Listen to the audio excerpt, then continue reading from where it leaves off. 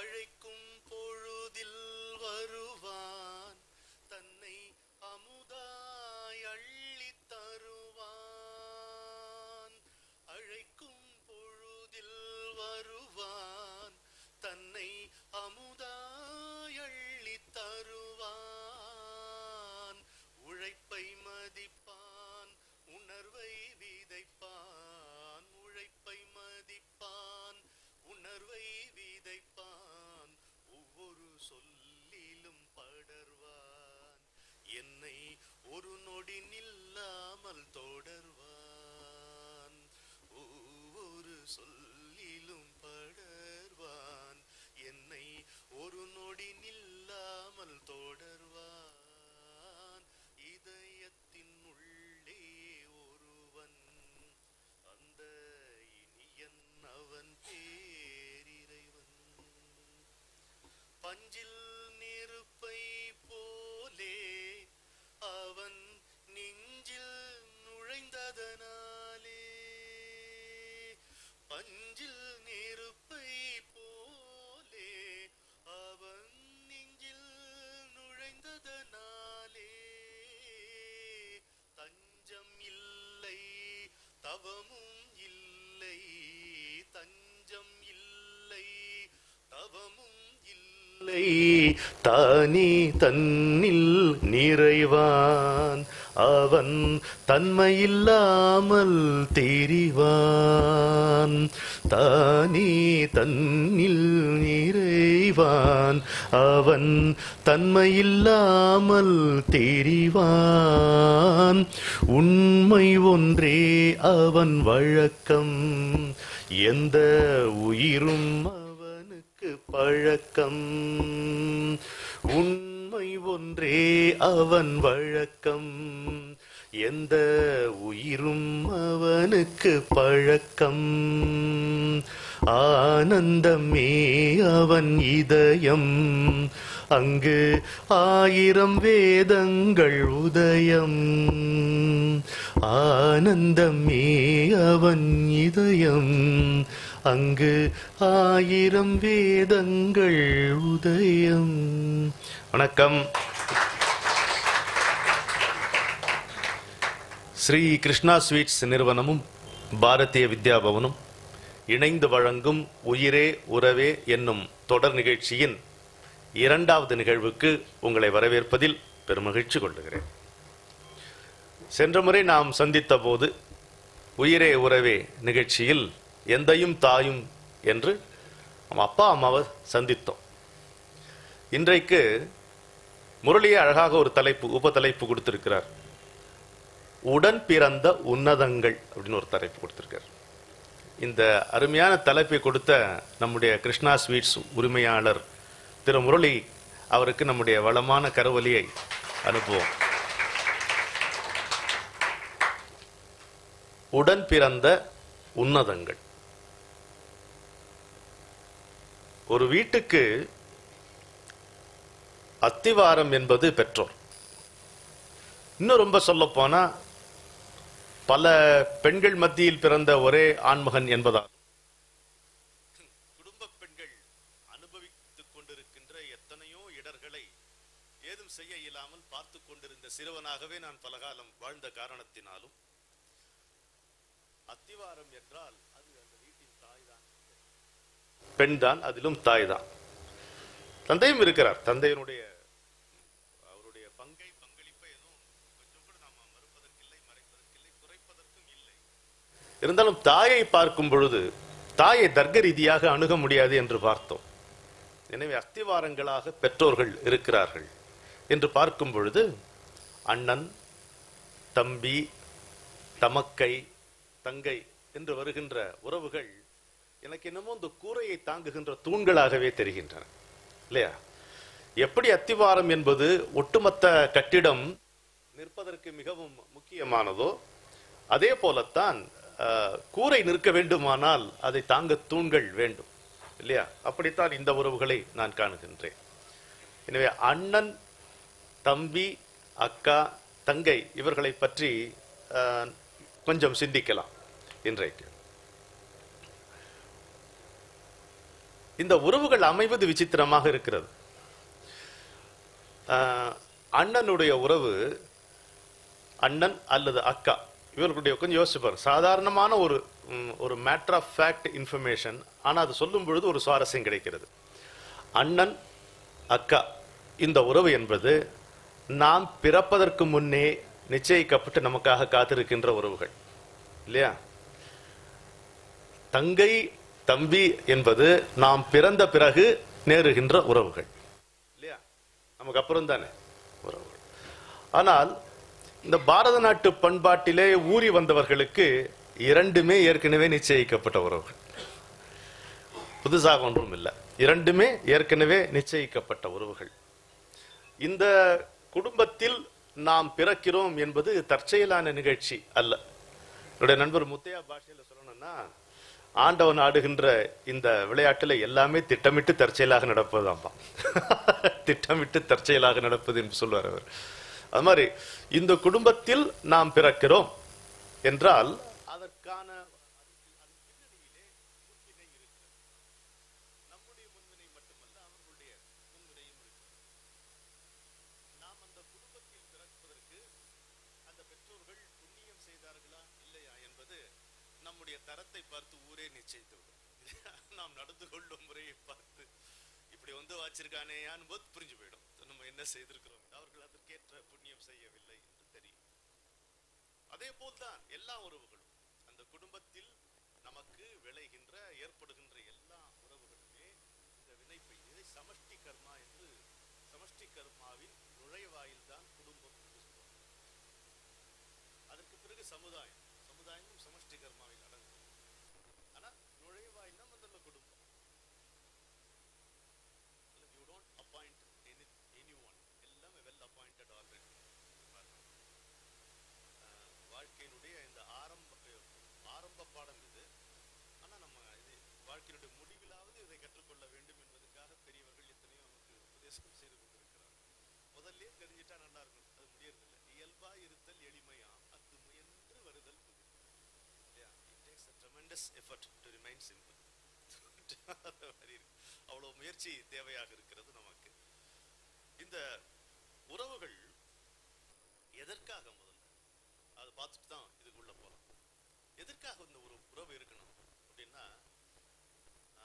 ஒரு காரணம் வேண்டி இந்த உறவு நேர்கிறதா, இல்ல உறவு நேர்ந்து விட்டதால் இதற்கு நாம் ஒரு காரணத்தை கற்பிக்க முயல்கிறோமா? அவ்வளவுதானே விஷயம். ஒரு காரணம் வேண்டி இந்த உறவு ஏற்படுகிறதா, இல்ல இந்த உறவு ஏற்பட்டு விட்ட காரணத்தால் நாம இதுக்கு ஒரு காரணத்தை கற்பிக்க விழைகிறோமா? இதுதான் நம்முடைய கேள்வி. நான் இந்த 12 தொடர் சொற்பொழிவுகளிலும் ஒரு கருத்து திரும்ப திரும்ப வலியுறுத்துவேன். என்றால் ஒவ்வொரு முறையும் புதிய முகங்கள் இங்கே பூத்திருப்பதால். பழைய முகங்கள் சோர்ந்து விடக்கூடாது. தகவல் பழையது, அதனுடைய தரம் என்றைக்கும் புதியது என்பதற்காக சொல்லுகிறேன். நம்முடைய நாட்டு பண்பாட்டை பொறுத்த மட்டில் பிறப்பு என்பது ஏற்பட்டதே அதனுடைய காரணம் வினையினால், அதனுடைய நோக்கம் பிறப்பு இறப்பு இல்லாமல் போவதற்காக. பிறப்பு நேர்ந்த காரணம் என்னமோ வினை, முன் செய்த வினையினால் பிறப்பு ஏற்படுகிறது, மீண்டும் மீண்டும் பிறப்பு ஏற்படுகிறது. ஆனால் பிறப்பு என்பது இறப்பு பிறப்பு இல்லாத ஒரு சமநிலையை, முக்தி நிலையை ஏதுவதற்காக இறைவனால் வழங்கப்பட்ட வாய்ப்பு. அதற்காக ஏற்படுத்தப்பட்ட மிகப்பெரிய வசதி அல்லது ஏற்பாடு இந்த பிரபஞ்சம் அல்லது படைப்பு, சிருஷ்டி என்பது. அதிலே இந்த உலகம், அதில் அது அரிதறிது, மானிடராய் பிறத்தல் அரிது என்று அற்புதமான இந்த மனித பிறவியும் நமக்கு கிடைத்திருக்கிறது. இந்த பின்னணியை என்றைக்கும் நாம் நினைத்துக் கொண்டிருந்தோம், நினைவில் வைத்துக் கொண்டோமானால் நமக்கு அமைகின்ற எல்லா உறவுகளும் இந்த காரணத்தை கருதியே அமைகின்றன என்பதை நாம புரிந்து கொள்ள வேண்டும். அதே மூச்சிலே நமக்கு ஏற்படுகின்ற எல்லா பகைமைகளும் இந்த காரணத்திற்காகவே ஏற்படுகின்றன. எப்படி நியாயப்படுத்துவது? உறவும் இதற்காகத்தான், பகையும் இதற்காகத்தான். எப்படி நம்ம இதை நியாயப்படுத்துவதுன்னு பார்த்தீங்கன்னா, வெறும் தண்ணீர் விட்டா, தண்ணீர் விடாம அழுகு போகாது. தண்ணீர் மட்டும் விட்டு குளிச்சா அழுகு போகுதா? போகல. தேக்க வேண்டியதா இருக்குல்ல, பரபரன்னு தேக்க வேண்டியதா இருக்கு. அவங்களுக்கு இதுக்கு என்ன பேரு? ஸ்க்ரப்பிங் அப்படின்னு பேரு. அப்படி தேய்ப்பதற்கு ஸ்க்ரப்பிங் அப்படிங்கிறோம். வாழ்க்கையில இந்த உறவுகள், பல உறவுகள் ஸ்க்ரப்பர்ஸா அமைவாங்க. நமக்கு உறவினர்களாகத்தான் இருப்பாங்க. அண்ணன் தங்கையா இருக்கலாம், அக்கா தம்பியா இருக்கலாம், அத்தை மாமி எல்லாரும் இருக்கலாம். ஆனா ஒரு பெரிய பிரச்சனை வருது அவங்க கிட்ட. ஒரு நிமிஷம், அவங்களுக்கு உள்ள வரத்துக்கு யாராவது முடியுமான ஏற்பாடு பண்ணாங்க. இல்லைன்னா ஹரன் நீங்க வந்துட வேண்டியதான். நீங்க இங்க வாங்க, முன்னாடி இடம் இருக்கு, வாங்க. பிரியா வா.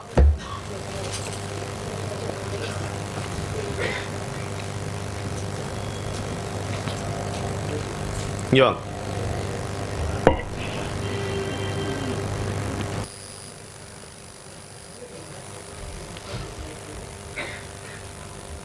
கீழே உட்காரக்கூடியவர்கள் என்னோட அமரலாம், ஆனா பேசக்கூடாது, நான் தான் பேசுவேன். இதுவே நல்ல ஜாமனமா, எனக்கு ஒரு பலமா இருக்கும்ல கேள்வி கணைகள் விழுந்து அதை சமாளிப்பது. உட்காரு.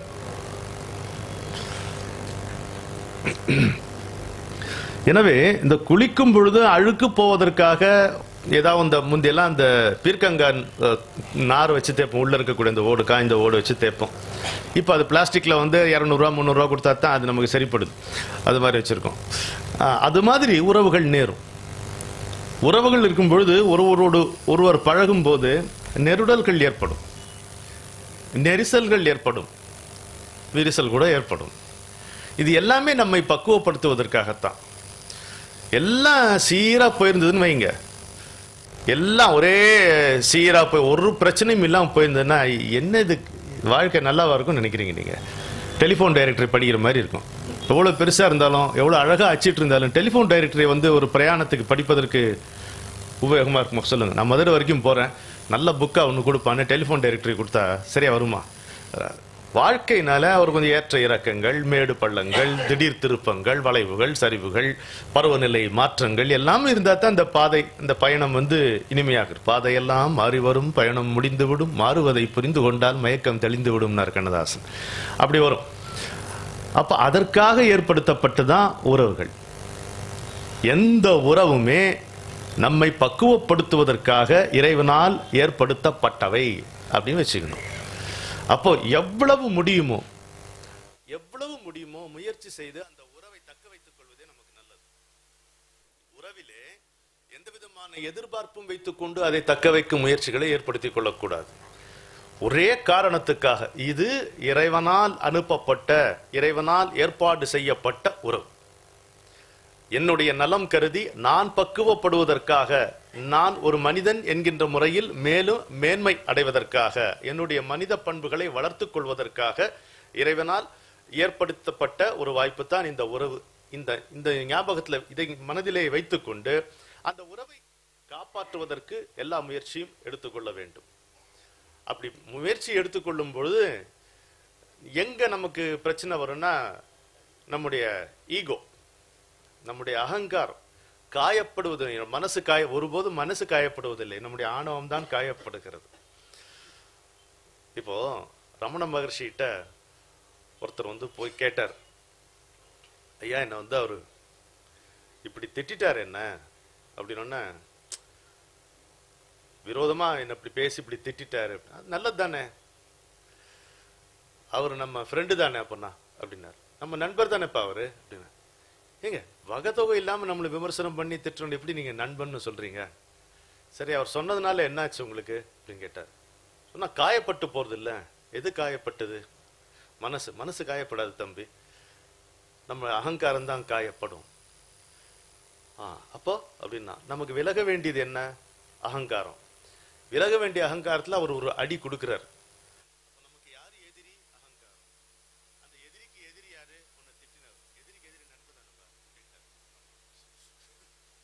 enemy is your friend இல்லையான்னு கேட்கிறார். சிரிச்சுட்டு போயிட்டார். அதோட விசாகப்பட்டினத்துல எக்கிராலா கிருஷ்ணமாச்சாரியான்னு ஒரு நல்ல தெலுங்கு பேராசிரியரா இருந்தாரு, ஹோமியோபதியா இருந்தாரு, ஆன்மீக குருவாகவும் இருந்தார். பல இடங்களுக்கு போய் ஒரு 4-5 பேரை கூட்டிட்டு போய் மருந்தெல்லாம் கொடுத்துட்டு வருவார். ரொம்ப தன்மையான மனிதன். அவர்கிட்ட ஒருத்தர் வந்து சொன்னார், எனக்கு 3 ராத்திரியா தூக்கமே, வரிசையா 3 ராத்திரியா கொஞ்சம் கூட என்னால் உறங்கவே முடியல. ஏன் என்னாச்சு? உடம்பு சரியில்லை? இல்லை, உடம்புலாம் நல்லா ஏதாவது பொருள் நஷ்டமா போச்சான்னு கேட்டார். இல்லை, அதெல்லாம் பின்ன ஏன் 3 ராத்திரி ஏன் தூங்கல நீ? இல்லை, உங்களுக்கு தெரியல, அந்த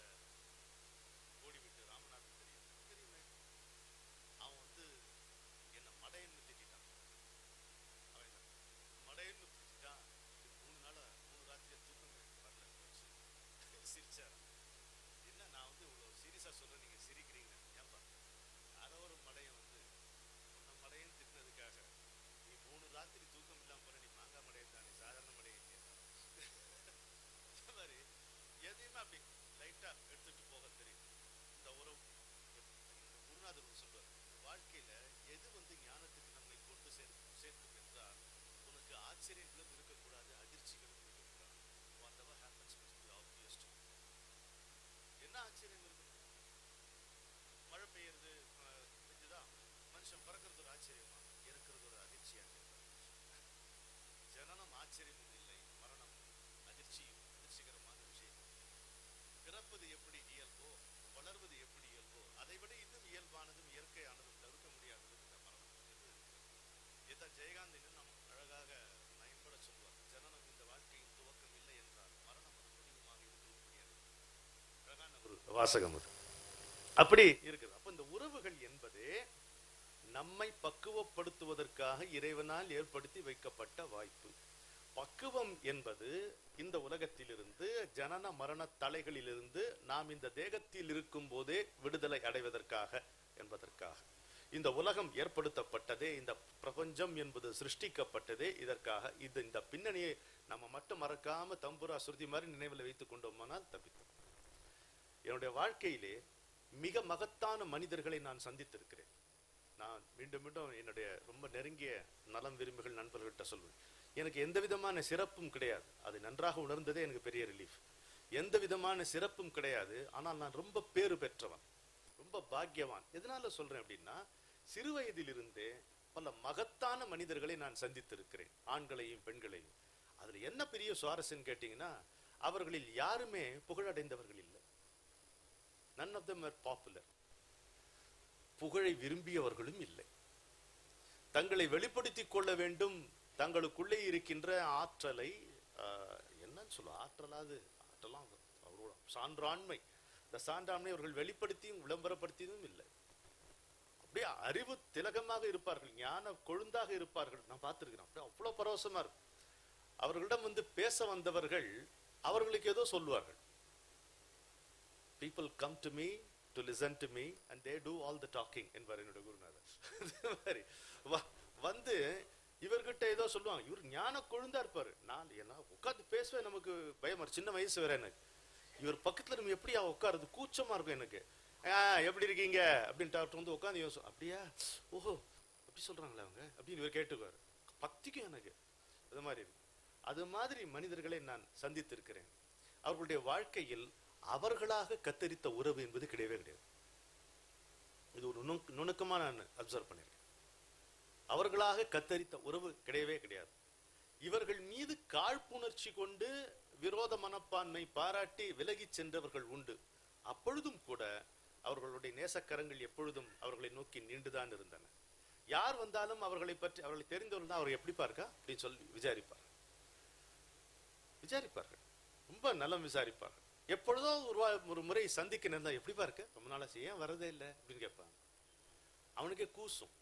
இவங்களை பத்தி அவன் திட்டிருப்பான், நாக்குல நரம்பு இல்லாத பேசியிருப்பான், நன்றி இல்லாத பேசியிருப்பான். அது போன்ற மனிதர்களை நான் இன்றைக்கும் சந்தித்துக் கொண்டிருக்கின்றேன். என்னுடைய நண்பர்கள் வட்டத்திலும் அப்படி பிரமிக்கத்தக்க தேவ ஆன்மாக்கள் இருக்கிறார்கள் நான் பார்த்திருக்கிறேன்.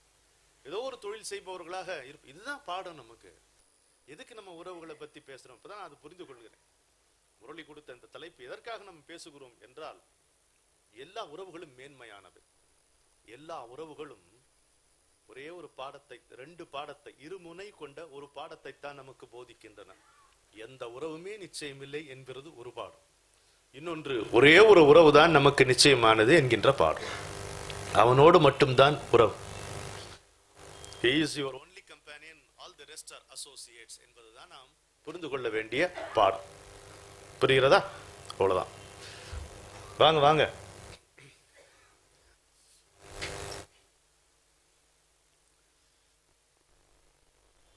பார்க்க யாரும் இல்ல, ஊரெல்லாம் மேடையில. என்ன பாட்டது?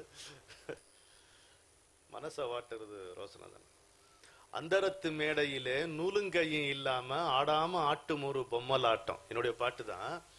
அந்தரத்து மேடையிலே நூலும் கையும் இல்லாம ஆடாம ஆட்டும் ஒரு பொம்மலாட்டம். பார்க்க ஆறும் இல்ல, ஊரெல்லாம் மேடையில, அவனவன் பாட்டுக்கு ஆடுவோம் ஆட்டம். சிலரே மகான்களாக பரிமளித்ததற்கும் காரணம், மற்றவர்களுடைய கனவுகள் நிறைவேறுவதற்காக யார் விழைந்தார்களோ அவர்கள் மகான்களானார்கள். தன்னுடைய கனவை மற்றவர்கள் மீது சுமத்த முயல்பவர்கள் மலினப்பட்டு போனார்கள். அவ்வளவுதான். தன்னுடைய கனவையும் நிறைவேற முடியாமல் போனார்கள் இல்லையா? மற்றவர் நலன் விளைவர்கள் நல்லா இருக்கும். அந்த மாதிரி இருக்கும். இப்போ பரதன் அங்க பார்க்கும் பொழுது குகன் சந்தேகிக்கிறான். ராமர் கூட இருக்கும் பொழுது பரதனை பார்த்தவுடன், பரதன் மாதிரி சந்தேகிக்கப்பட்டவன் புனிதன் நீங்க எங்கேயும் பார்க்க முடியாது. ஒண்ணுமே செய்யாம ஊரெல்லாம் வந்து பாருங்க. பரத்வாஜ மகரிஷி கூட பரதனை பற்றி முதலில் தவறாக அபிப்பிராயம் கொள்கிறார். அப்புறம் வந்து இல்லை, உன்னுடைய மனநிலை என்ன என்று தெரிந்து கொள்வதற்காக அப்படி எனக்கு தோன்றியதுங்கிறார். ராஜாஜி அதை கிரிட்டிசைஸ் பண்ணி அதெல்லாம் எனக்கு ஒத்துக்கவே முடியாதுன்றார் ராஜாஜி. சக்கரவர்த்தி திருமகன் எழுதும் பொழுது இந்த சமாளிப்புகளை என்னால் ஏற்றுக்கொள்ளவே முடியாது என்று அவர் எழுதுகிறார். ஏன்னா பரதனை ஒருவர் சந்தேகிப்பது என்பது நம்மை போன்ற பாமரர்களுக்கே தாங்க முடியவில்லை, ராஜாஜிக்கு எப்படி தாங்க முடியும்பா? அது மாதிரி கடைசியில தெரிஞ்சுக்கிறார் பரதன். அப்ப கிட்ட வரும்பொழுதே குகன் பரதனை தெரிந்து கொள்கிறான். இதுதான் வந்து சந்தித்து பேசி அப்புறம் புரிந்து கொள்ளவில்லை. அப்போ வரவன் எவ்வளோ டிரான்ஸ்பரண்டா இருக்கான், பார்க்கிறவன் எவ்வளவு ஷார்ப்பா இருக்கான், இது ரெண்டும் தெரிந்து கொள்ளுங்க. தாய் உரை கொண்டு தாதை உதவிய தரணி தன்னை தீவினை என்ன நீத்து. தாதைனா தந்தை, அப்பா. தாய் உரை கொண்டுனா கைகையினுடைய வரத்தினால அந்த அம்மா அளித்த அப்பா அளித்த அந்த ஆட்சி, அதை தீவினை என்ன நீத்துன்றான். இது தீய வினைன்ட்டு தள்ளுறான் பரதன். அப்படி சிந்தனை முகத்தில் தேக்கி கம்பன் போட்டான் அவர் பிக்சர். கம்பனுக்கு வந்து பெஸ்ட் வீடியோ அவன் தான். சினிமாட்டோகிராஃபர் என்னை பொறுத்த மட்டும் கம்பன் தான். அவனுக்கு ஒரு படத்தை காட்டாம ஒரு பாட்டு எழுதவே முடியாதுமா. சிந்தனை முகத்தில் அங்க வரவனுடைய அந்த முகத்தில் இருக்கக்கூடிய கவலையை பார்த்து ஐயா இவனை போய் சந்தேகப்பட்டோமே இல்லையா, இவன் ரொம்ப வருத்தத்தில் வரான். அவன் என்ன போய் தப்பா நினைக்கிறேன் அண்ணா, நீ திரும்பி இந்த அண்ணன் மட்டும் திரும்பி வந்துட்டு அவன் உயிரை விடுறதுக்கு கூட தயாரா இருப்பான். அண்ணன் வரவில்லை என்றால் உயிரை விடுவேன் என்று சொன்னவன் அன்றைக்கு அண்ணா அயோத்திக்கு நான் திரும்பி வரேன், நீ உயிரை விட்டுருவேன்னு உடனே கொடுத்துருப்பான் உயிரை. அதுதான் பரதனுடைய கேரக்டர். தாய் உரை கொண்டு தாதை உதவிய தரணி தன்னை தீவினை என்ன நீத்து சிந்தனை முகத்தில் தேக்கி போயினை, அதாவது வனத்துக்கு வந்தாய் என்ற பொழுது புகழினோய் தன்மை கண்டால் 1000 ராமர் நின் கேள் அவரோ தெரிய நம்மாங்கிற. 1000 ராமர்கள் சேர்த்தா கூட உனக்கு இணையாவார்களா அப்படி கம்பன் குகன் வாயிலாக கேட்கிறான். எங்க இந்த குகன் இந்த வார்த்தையை எங்க சொல்லுகிறான்? ராமனுடைய பக்கத்துல இருந்து சொல்லுகிறான்.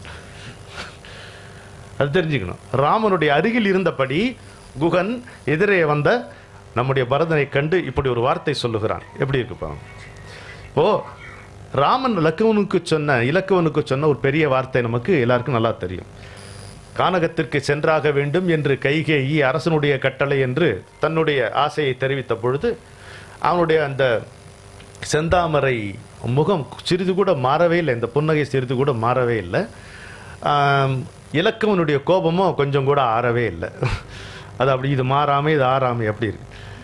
ஆதிசேஷனாகவும் அதன் மேல் அமர்ந்த திருமாலாகவும் தான் எப்பவுமே இருந்து வந்திருக்கிறார்கள். அப்படிதான் இருக்கு இல்லையா? இதனுடைய சீற்றமும் அதனுடைய மாற்றமற்ற ஏற்றமும் ஒரே போல் தான் எப்பவுமே இருந்து வந்திருக்கின்றன. இது பார்க்கும். அது ஒரு அண்ணன் தம்பி உறவு தானே. அங்க பலராமர் கண்ணன் பார்க்கும் பொழுது பல நேரங்களில் அண்ணனுக்கு புத்தி சொல்ல வேண்டிய அவசியம் தம்பிக்கு ஏற்படுகிறது, தம்பியாகிய கண்ணனுக்கு. ஆனா அதை விட மரியாதை ஒரு அண்ணனுக்கு புத்தி சொன்னோன்னு பார்க்க முடியாது. அதுலயும் கண்ணன் தான் முதன்மை. கண்ணனுடைய வாழ்க்கையிலே ஒவ்வொரு கட்டமும் முழுமையான கட்டம். பாலகிருஷ்ணன்லேருந்து ஆரம்பிச்சு கீதாச்சாரியன் வரைக்கும் எந்த கட்டமுமே அவனுடைய வாழ்க்கையிலே முழுமையான கட்டம். உங்களுக்கு முக்தி பெறுவதற்கு கீதாச்சாரியன் தேவையில்லை, பாலகிருஷ்ணனே போதும். அப்படி அதுதான் complete in itself. Every aspect of his life was complete in itself. அது மாதிரி இருக்கிறது. அவனுக்கு அந்த கண்ணனுக்கு வாய்த்த அண்ணன், அதுவும் இன்னைக்கு என்ன பயன் வேணா வச்சுக்கோங்க, விதியோ வினை எப்படி வேணா வச்சுக்கோங்க, உங்க இஷ்டம், உங்க நம்பிக்கையை பொறுத்தது. ஆனால் அந்த அண்ணனுக்கு அறிவுரை சொல்ல வேண்டிய தேவை கண்ணனுக்கு இருந்தது. அதை அவன் சொன்ன விதம் அங்கும் கண்ணன் தான் தலைவன் என்று நமக்கு காட்டியது. இப்போ கைகேயி இவனை கானகத்துக்கு அனுப்புகிறாள் என்ற அந்த செய்தியை கேட்டவுடன் இலக்குவன் அப்படியே சீற்றத்தினோட உச்சிக்கு போய் அவளை வெட்டி போட்டுறன்ற அளவுக்கு போறான். அப்ப இது ஏன் எதுக்கிட அவ்வளவு கோச்சிக்கிறான் கேட்கிறான். ராமர் கொஞ்சம் கூட வருத்தமே இல்லை அவருக்கு வியப்ப எதுக்கு ஒய் ஆர் யூ சோ அப்செட்டுங்கிறார். எப்படி இருக்கும்? கப்பலோட்டிய தமிழ் சினிமா பார்த்துருக்கீங்களா? அதில் வாவு சிதம்பரம் பிள்ளைக்கும் சுப்பிரமணிய சிவாக்கும் அந்த நீதிபதி தண்டனை வழங்குவார். 21 வருடம் தீவாந்திர சிக்ஷை அப்படிம்பார் வாவுசிக்கு. 21 வருஷம் தீவாந்திர சிக்ஷை என்பது வாவுசி புன்னகைப்பார், சுப்பிரமணிய சிவா கண்ணீர் விடுவார். அதே தண்டனையை சுப்பிரமணிய சிவாவுக்கு வந்து இவர் சொல்லுவார். நீதிபதி சொல்லும் பொழுது வஉசி கண்ணீர் விடுவார், சுப்பிரமணிய சிவா தாடி ஒரு விட்டு புண்ணாய்ப்பார். இப்படி தான் இருப்பாங்க அண்ணன் தம்பிங்க. நல்ல அண்ணன் தம்பிங்கன்றவங்க இப்படி தான் இருப்பாங்க இல்லையா? அப்போ அவர் சொல்றாரு, நதியின் பிழை அன்று நறும்புணலின்மை. ஒரு ஆற்றிலே நீர் இல்லாதது ஆற்றினுடைய குற்றம் அல்ல, அற்றே பதியின் பிழை அன்று. நம்ம அப்பா இருக்காரு, அவருடைய குற்றம் இல்லடா இது. பயந்து நம்மை புறந்தாள் மதியின் பிழை அன்று. இத்தனை நாள் நேற்று வரைக்கும் நம் மீது நேசமும் பாசமும் செலுத்திய தாயாகிய கைகேயினுடைய குற்றமும் அல்ல. மகன் பிழை அன்று. அங்கதான் ராமரை பார்க்கிறோம். மகன் பிழை அன்று. இது பரதனுடைய சதி அல்ல, பரதனுடைய குற்றம் அல்ல. நதியின் பிழை அன்று நறும்புணலின்மை, அற்றே பதியின் பிழையன்று, பயந்து நம்மை புறந்தாள் மதியின் பிழையன்று, மகன் பிழையன்று, விதியின் பிழை இதற்கு வெகுண்டது என்னை. இது ஏண்டா கோச்சுக்கிறார்? விதியின் பிழை இல்லையா? அப்படியே ஆடுகிற தாயம், அது எப்ப தாயம் விழுன்னு சொல்ல முடியாது இல்ல. கையை எடுத்துட்டோம் வச்சுக்கோங்க, தாயம் விழுற வரைக்கும் ஆடாம இருக்க முடியாது. அடுத்தடுத்து தாயம் விழுந்தா அப்புறம் தாயத்துக்கு மகிமை எது? அந்த மாதிரி தான் இருக்கும். இங்கே எனக்கு ஜெயகாந்தன் தான் நினைவுக்கு வர்றார். வாழ்க்கையினுடைய பிரச்சனைகளை பற்றி எல்லாரும் சொல்லும்போது ரொம்ப சுவாரஸ்யமாக ஒரு வரி சொன்னாருங்க. எல்லா பிரச்சனைகளையும் தீர்த்து விட்டால் எங்கே போய் வாழ்வது? அந்த அந்த ஆட்டிடியூட் இருக்கணும் இல்லையா? எல்லா பிரச்சனைகளையும் தீர்த்து விட்டால் எங்கே போய் வாழ்வது? திரும்ப டெலிஃபோன் டைரக்டரி தான், சுவாரஸ்யம் இல்லாமல் இருக்கும். இப்போ நம்ம வந்து 1000 ராமரும் நின் கேள் ஆவரோன்ட்டு குஹன் வந்து பரதனை பற்றி சொன்னதை பார்த்தோம். குஹனோடும் ஐவரானோம் அப்படின்னு அவரையும் குஹனையும் தம்பியாக அணைத்துக் கொள்கிறார் ராமன் என்பது நமக்கு தெரியும். கோசலை பரதனை பற்றி சொல்லும் பொழுது இது ஒண்ணுமே இல்லை நாயுடு. அதாவது அண்ணன் வரல, வனவாசத்துக்கு பிறகு வரேன்னவன் வரல. அந்த நேரம் வந்து கொண்டு இருக்கிறது. நேரம் வரும்பொழுது நேரம் ஆயிடுத்து நினைக்க தோணும். பார்த்துருக்கீங்கல்ல? இப்போ 6 மணிக்கு வண்டி வருது, நமக்கு ரொம்ப வேண்டியவங்க வராங்க. நமக்கு நேரம் வந்து 5:45 இருக்கும். ஆனால் ஒரு பதட்டம் இருக்கும், கவனிச்சிருக்கீங்களா? இன்னும் வரலையே, எப்படி வரும்? நம்ம வண்டியில் 6 மணினா அதுக்கு முன்னாடி வரவே வராதுன்னு தானே அர்த்தம். அதுக்கப்புறம் எப்போ வேணா வரும் தானே இல்லையா? ஆனால் நமக்கு ஒரு பதற்றம் இருக்கும். அதே மாதிரி அது ஒன்று இருக்கும். இன்னொன்று, நம்ம யாருக்காக காத்திருக்கிறோமோ அவர்களுடைய முகம்தான் எல்லார் முகத்திலையும் நமக்கு தெரியும். உங்களுக்கு ஒரு அடையாளம் சொல்லப்பட்டு அனுப்பிச்சிருப்பாங்க. டே அந்த பெரியப்பா நீ பார்த்துருக்கியா? யாருப்பா? டே அதான்டா 25 வருஷத்துக்கு முன்னாடி நம்ம வீட்டுக்கு வந்த. எப்படிமா ஞாபகம் இருக்கும் அவனுக்கு? அதுவும் இந்த தலைமுறைக்கு ஏதோ ஒரு அடையாளத்தை சொல்லி அமிச்சு அந்த ஃபோட்டோ எல்லாம் காமிச்சா, சரி இப்போ எடுத்த ஃபோட்டோடா, ஒரு 8 வருஷத்துக்கு முன்னாடி எடுத்த 8 வருஷத்துக்கு எடுத்த ஃபோட்டோ, அதை காமிச்சு அடையாளம் அவனுக்கு சொல்லி ரயில்வே ஸ்டேஷனுக்கு அனுப்பான், போய் கூட்டிட்டு வா அப்படின்ட்டு போனால் பார்க்குற முகம்லாம் பெரியப்பா மாமா தான் தெரியும். இது எதை பார்த்து இவ தான் நான் அதே நிறைச்சதில்ல, அதே மாதிரி தானே மீஸ். சரி சரி, ஜிப்பா போட்டுட்ருக்காரு, கொஞ்சம் மூஞ்சி கோவம், அப்போ கவிஞராக தான் இருப்பார் இவர். இந்த மாதிரி ஏதோ தோணுது இல்லை அவனுக்கு. பார்த்த இடத்திலெல்லாம் உன்னை போலவே பாவை தெரியுதடினா பாரதி. இது அங்கே வச்சு பாருங்க எப்படி இருக்கு. எந்த இறைவனுக்காக இயங்குகிறோமோ அவருடைய முகத்தை எல்லார் முகத்திலும் பார்ப்பான திருப்தி இருக்காது. இப்போ யாருக்காக காத்திருக்கிறோமோ அவன் நேரம் சொன்னான், 14 வருஷம் கட்டாயம் வரேன்டா, நீ ஒன்று கவலைப்படாதுன்ட்டு போனான். அண்ணனை அவ்வளோ மதிக்கிறவன், அண்ணனுடைய வார்த்தையிலே அத்தனை மரியாதை மதிப்பு உறுதிப்பாடு இருக்கக்கூடிய பரதனால அந்த அந்த நேரம் காத்து. Raman was not late. சொன்ன டைத்துக்கு ராமர் வந்தது தான். ஆனால் சொன்ன டைம் ஆயிடுமோ போயிடுமோ, வரமாட்டானோ, இன்று வருமோ நாளைக்கே வருமோன்னு வரல. வள்ளலார் வரும்போது விக்கிக்குமோன்னு வரு, அமிழ்து மருந்தும் போது தொண்டை விக்கிச்சா என்ன ஆகுன்னுவார். அப்படி அந்த கவலை தான். அதீதமான பக்தியினால் அன்பினால் நேசத்தினால் வரக்கூடிய ஒரு கவலை. நம்முடைய அற்ப கவலையும் பரதன் வந்து ராமனுக்காக இயங்கின கவலையும் ஒன்றா பார்க்க முடியாது. இரலவென்ட் சிமிலாரிட்டி, அறவே சம்பந்தம் இல்லாத ஒற்றுமை அது. அப்போ கோசலை அவன் தீ மூட்டி அதில் குதிக்கவே போகிறான். அண்ணா வரல, இனிமேல் இந்த தம்பிக்கு இங்கே வாழ்க்கை இல்லை அப்படின்னு சொல்லி கோசலை தடுத்து சொல்கிற வார்த்தை அருமையான வார்த்தை. கம்பன் எப்படி போய் அவன் என்ன சொன்னான்? 1000 ராமரும் நின் கேள் ஆவரோம் இல்லையா குஹன், எண்ணில் கோடி ராமர்கள் எண்ணினும் அண்ணல் நின் அருளுக்கு அருகா வருவோங்கிறான். கோடி எண்ணில்லாத கோடி கோடி ராமர்களான் இருந்தாலும் பரதா உன்னுடைய அருளுக்கு முன்னால் கிட்ட வர முடியுமாடான்னு கேட்குறான். பரலாமா நீ புண்ணியம் எனும் நின் உயிர் போயினால் எது புண்ணியமா? நீ உயிரோடு இருக்கிறதாண்டா புண்ணியன். உன் உயிர் போச்சுன்னா இந்த மண்ணிலையும் நிலத்திலையும் இந்த வானத்திலையுமே புண்ணியம் என்பதே இருக்காதுங்க. என்ன வார்த்தை பாருங்க, ஒரு சொல்ல அசைக்க முடியுமா கம்பன்ல? புண்ணியம் எனும் நின் உயிர் போயினால் மண்ணும் வானும் உயிர்களும் வாழுமோ. நீங்க எங்க பார்த்தாலும் நம்முடைய காப்பியங்கள்ல இந்த புண்ணியத்துக்கு அவ்வளவு ஒரு மதிப்பு. பாகவதத்துல அம்பு படுக்கையில பீஷ்மர் படுத்திருக்காரு. அதை வியாசர் வந்து போகிற போக்கில் ஒரு வார்த்தையில் சொல்லிட்டு போவார். சொர்க்கத்திலிருந்து புண்ணியம் விண்டு நழுவி விழுந்த மாதிரி இருக்குன்னு போட்டுருவார். சொர்க்கத்திலிருந்து புண்ணியம் விண்டு நழுவி கீழே விழுந்தது போல் பீஷ்மன் படுத்திருந்தார்கிறார் வியாசர். என்ன ஒரு கான்செப்ட் பாருங்க மனசு. அப்போ இது ஒரு கட்டம். இது வந்து ஒரு தம்பியை பற்றி ராமன் குறிப்பாக சொன்னது மகன் பிழை என்று. அப்போ அது குகனுக்கு வந்து தெரியாது. அது வந்து இலக்குவனுக்கு சொன்னது. இன்னொரு தம்பி தன் தம்பி மேல் கோபம் கொண்ட பொழுது ராமன் தடுத்து மகன் பிழை என்று சொன்னது.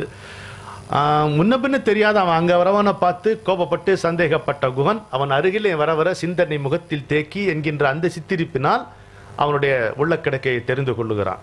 அதாச்சு. அப்புறம் ராமனை பெற்றவளுடைய வாயிலாக எவனை பெற்ற தாயால் அத்தனை வஞ்சகமும் நிகழ்ந்ததோ அந்த தாயினுடைய பிள்ளையை 1000 ராமர்களும் வந்து கோடி ராமர்களும் உனக்கு இணையாக மாட்டோம் கிட்ட வருவாங்களான்ட்டு அந்த தாய் கோசலை பேசும் மாதிரி கம்பன் அமைக்கிறான். இது ஒரு பக்கம் இருக்க, சுக்ரீவன் வந்து அடைக்கலம் கேட்கும் பொழுது ராமரிட்டம் அடைக்கலம் கேட்கும் பொழுது இலக்குவன் வந்து ரொம்ப ரொம்ப ஆட்சேபனை தெரிவிக்கிறான். எப்படி நீ முடியாது, அண்ணனை வந்து கொல்வதற்காக அண்ணனை கொல்வதற்காக உன்னிடம் வந்து உதவி கேட்பவனே நீ எப்படி நம்பலாம் கேட்கிறான். ராமருக்கு வந்து ரொம்ப ஃபார்முலாவே கிடையாது. ஒரே ஒரு ராமருக்கு ஃபார்முலா கிடையாது தெரியுமா? ஏன்னா தர்மம் ஒன்று தான் அவருக்கு தெரியும். அவருக்கு ஒரு கொள்கை உண்டு. தர்மத்தை காப்பாற்றுவது தான் அவருடைய கோட்பாடு. மீண்டும் சொல்கிறேன், கொள்கைக்கும் கோட்பாட்டுக்கும் இருக்கக்கூடிய வேறுபாடு என்னுடைய தமிழ் ஆசிரியர் சொன்னது. நாம் கொள்வது கொள்கை, நம்மை கொள்வது கோட்பாடு. ராமனை கொண்டது தர்மம், அது தர்மம் அவனுக்கு கோட்பாடு.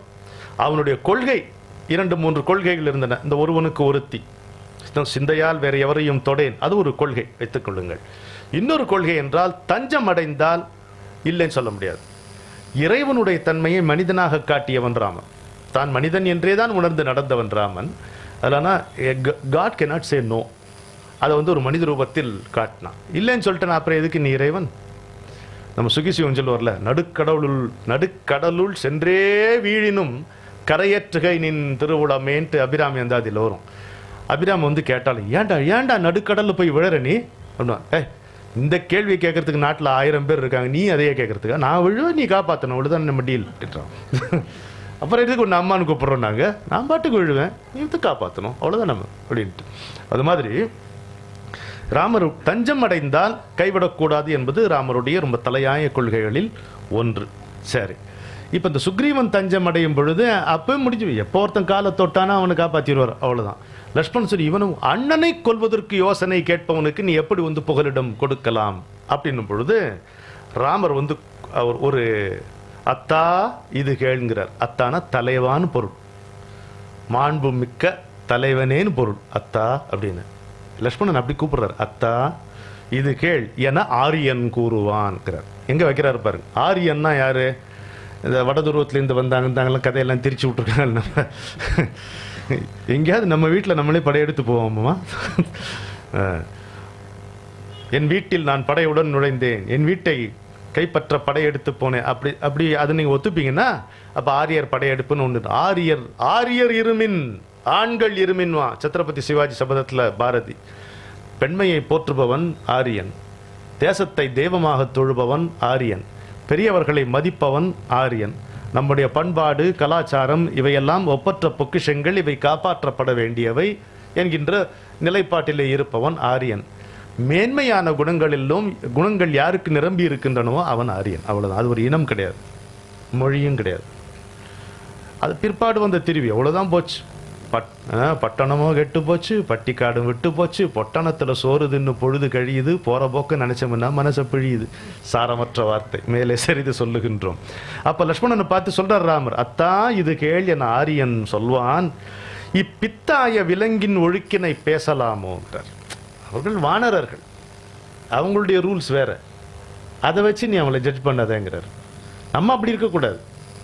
அவங்கள do not judge others ignorance with your knowledge, அவ்வளோதான். Because that is also ignorance. எனவே பித்தாய விலங்கின் ஒழுக்கினை பேசலாமோ, எங்க வைக்கிறான் பாருங்க லக்ஷ்மணனுக்கு. எத்தாயர் வயிற்றினும் பின் பிறந்தார்கள் எல்லாம் ஒத்தால் பரதன் பெரிது உத்தமனாவது உண்டோங்கிறாராம். எவ்வளோ தாய்மார்கள் வயிற்றில் எத்தனையோ பேர் பிறந்திருக்கிறார்கள், அவங்க எல்லாரையும் சேர்த்து பார்த்தா இந்த பரதன் எவ்வளோ உத்தமனாக உயர்ந்து நிற்கிறான், அதை நீ கவனி அப்படின்ட்டு லக்ஷ்மணன்ட்ட சொல்றான். தையா தக்கான்னு குதித்த லக்ஷ்மணன்ட்ட, பரதனை சந்தேகித்த லக்ஷ்மணன் கிட்ட ராமர் சொல்லுகின்ற வார்த்தை இது. ஒரு அண்ணன், 2-3 தம்பிகள் இருக்கின்ற ஒரு அண்ணன் எப்படி நடந்து கொள்ள வேண்டும் என்பதற்கும் ராமன் உதாரணமாக தகன். தர்மம் ஒண்ணுதான் அவருக்கு, வேற எந்த விதமான பயசம் அவருக்கு கிடையாது, தர்மம் மட்டும்தான். இப்படி வருதுன்னா, உடன் சென்று நிழலாக காத்தவன் இலக்குவன், ஊர்முனையில் உயிர் உருக காத்திருந்தவன் பரதன். காத்தவன் ஒருவன், காத்திருந்தவன் இன்னொருவன். 2 பேருக்குமே இணையான ஒரே விதமான தன்னுடைய அண்ணல் தன்மையை வழங்கி அருளியவர் ராமன். ராமர் இலக்குவனை நேரடியாக புகழ்ந்த கட்டங்கள் ரொம்ப ரொம்ப குறைவு ராமாயணத்துல. ஒரு இடத்துல இருக்கு, நேற்று ஹரிகிருஷ்ணனோட பேசும்போது அதை பிடிச்சோம். ஆமாண்டா நீ சொன்னதுரா சரிதான் அப்படின்னா, இருக்காடா இல்லையாண்ணா முதல்ல, அப்புறம் எங்கேயாவது ஒன்று இருக்குமே பாருன்னு பார்த்தா, இவர்கள் வனவாசம் செல்லும் பொழுது அங்கே பர்ணசாலை கட்டுகிறான் இலக்குவன். பர்ணசாலை கட்டித்தர அந்த அழகை பார்த்து ராமன் மயங்கிடுறான். எங்கடா கத்துட்டத? 2 பேரும் சேர்ந்து ஒரே பாடம் தானே படித்தோம், ஒரே பீரியடு தானே, ஒரே கிளாஸ் ஹவர்ஸ் தானே நமக்கு, நீ எங்கடா போய் இதை கத்துக்கிட்ட அப்படின்னு சொல்றான். இளையவர் பார்த்து, இரு குன்று போல குலவிய தோழினாய் என்று கற்றனை நீ. எவ்வளவு இன்னைக்கு பேசுற பாஷையில எழுதியிருக்கான். என்று கற்றனை எங்கடா, என்னைக்கடா கத்துக்கிட்டத? என்று கற்றனை நீ இதுபோல் ஏன்னா துன்று தாமரை கண் பனி சோர்கின்றான். கண் பனிகிறதா ராமருக்கு, தன் தம்பி தனக்காக குடிசை கட்டி கொடுக்கிறான். துன்று தாமரை கண் பனி சோர்கின்றான். எவ்வளவு அழகா இருக்கு பாருங்க இது. எப்பொழுது கற்றுக்கொண்டாய் அப்படின்னு கேட்கிறான். ஆனா அந்த இந்திரஜித்துடைய நாகாஸ்திரத்தினால லக்ஷ்மணன் விழுந்து கிடக்கிறார், ராமர் விழுந்துடுறார். அப்புறம் முதல்ல விழித்தெழுவது ராமர். எழுந்த உடனே லக்ஷ்மணனை பார்க்கிறாரு. ஆக்சுவலா ஹி ஆல்மோஸ்ட் டைட். அங்க லக்ஷ்மணன் இறந்து கிடப்பதை பார்த்து ராமன் இது ஏதோ 2 வசனம் இருக்கோ பழச்சமோ. அப்புறம் லக்ஷ்மணன் எழுதல, திரும்பவும் எப்படி இருக்குன்னா, கொண்ட கல்லாலேயே போதை கொண்டு மயங்கி சரிந்த கோப்பை, அது மாதிரி தன் உடல் வியர்வை திரவ தணலில் தானே மூழ்கி போன உழவன், நெஞ்ச மின்னல் நாக்கில் இடித்ததும் காணா வாக்கினை கண்ட அதிர்ச்சியில் மீண்டும் ஊமையாய் போன ஊமை. அது மாதிரி இருந்தார் ராமன். உயிர் பெற்று எழுந்தோன்னு உயிர் நீங்கி போன மாதிரி ஆச்சு. ஏன்னா லக்ஷ்மணன் இறந்து கிடப்பதை பார்க்கும்போது அப்படி இருக்கு. ராமர் புலம் எந்தை இறந்தான் என்றும் இருந்தேன். எங்க அப்பா செத்து போனார், இருந்தும் நான் உயிரோடு இருந்தேன். எந்தை இறந்தான் என்றும் இருந்தேன், உலகு எல்லாம் தந்தனன் என்னும் கொள்கை தவிர்ந்தேன். போச்சு, எல்லா நாடுகள்லாம் போச்சு, தனி அல்லேன். கந்தன் இருந்தாய். கந்தன்கிறான் இலக்குவன. கந்தன்னா கம்பம், கொழுகன்று, டோட்டம் போல, சப்போர்ட்டிங் போல். அதுக்கு என்ன சொல்றது? நீ கொழுகம்பு தான் கரெக்ட் இல்ல? சரியா சொன்னோன்னு சந்தேகம் வருது பாத்தீங்களா? கொழுகம், பற்றுக்கோடு, கலைகண், வள்ளுவருடைய வார்த்தை கலைகண், அருளர் கலைகண். அம்மா கலைகண், பற்றுக்கோடு, அப்படி இருக்கும். அதுக்கு பேர் தான் கந்தன். கந்தன்னா ஒளித்தூண், அதான் ஜோதிர்லிங்கம் அப்படிங்கிறோம். Column of huge light pervading all the universes, அதுதான் கந்தன். அப்போ கந்தன் இருந்தாய் நீ என நின்றேன் உரை காணேன். இப்ப நீ பேசவே இல்லையடா. அப்ப என்னமா சொல்றான்? செத்துட்டான்றது முடிவு பண்ணிட்டார் ராமர். இவன் இறந்து போனான். வந்தனன் ஐயா இனி வாழேன்கிறான். வந்துட்டேன்டா, நானும் வந்துட்டேன்டா அவங்க இனிமே வாழை. அப்படியே வசனம் பேசுற மாதிரியே கம்பரே. வந்தனன் ஐயா, வந்தனன் இனி வாழேன் அப்படிங்கிறான். ராமர் இலக்குவன் இறந்து கிடப்பதை பார்த்து அவ்வளவு புலம்பி சொல்லுகிறார். எப்படி சொல்ல பாருங்களா? இதெல்லாம் அவன் முழிச்சுட்டு இருக்கும்போது சொன்னதில்லை.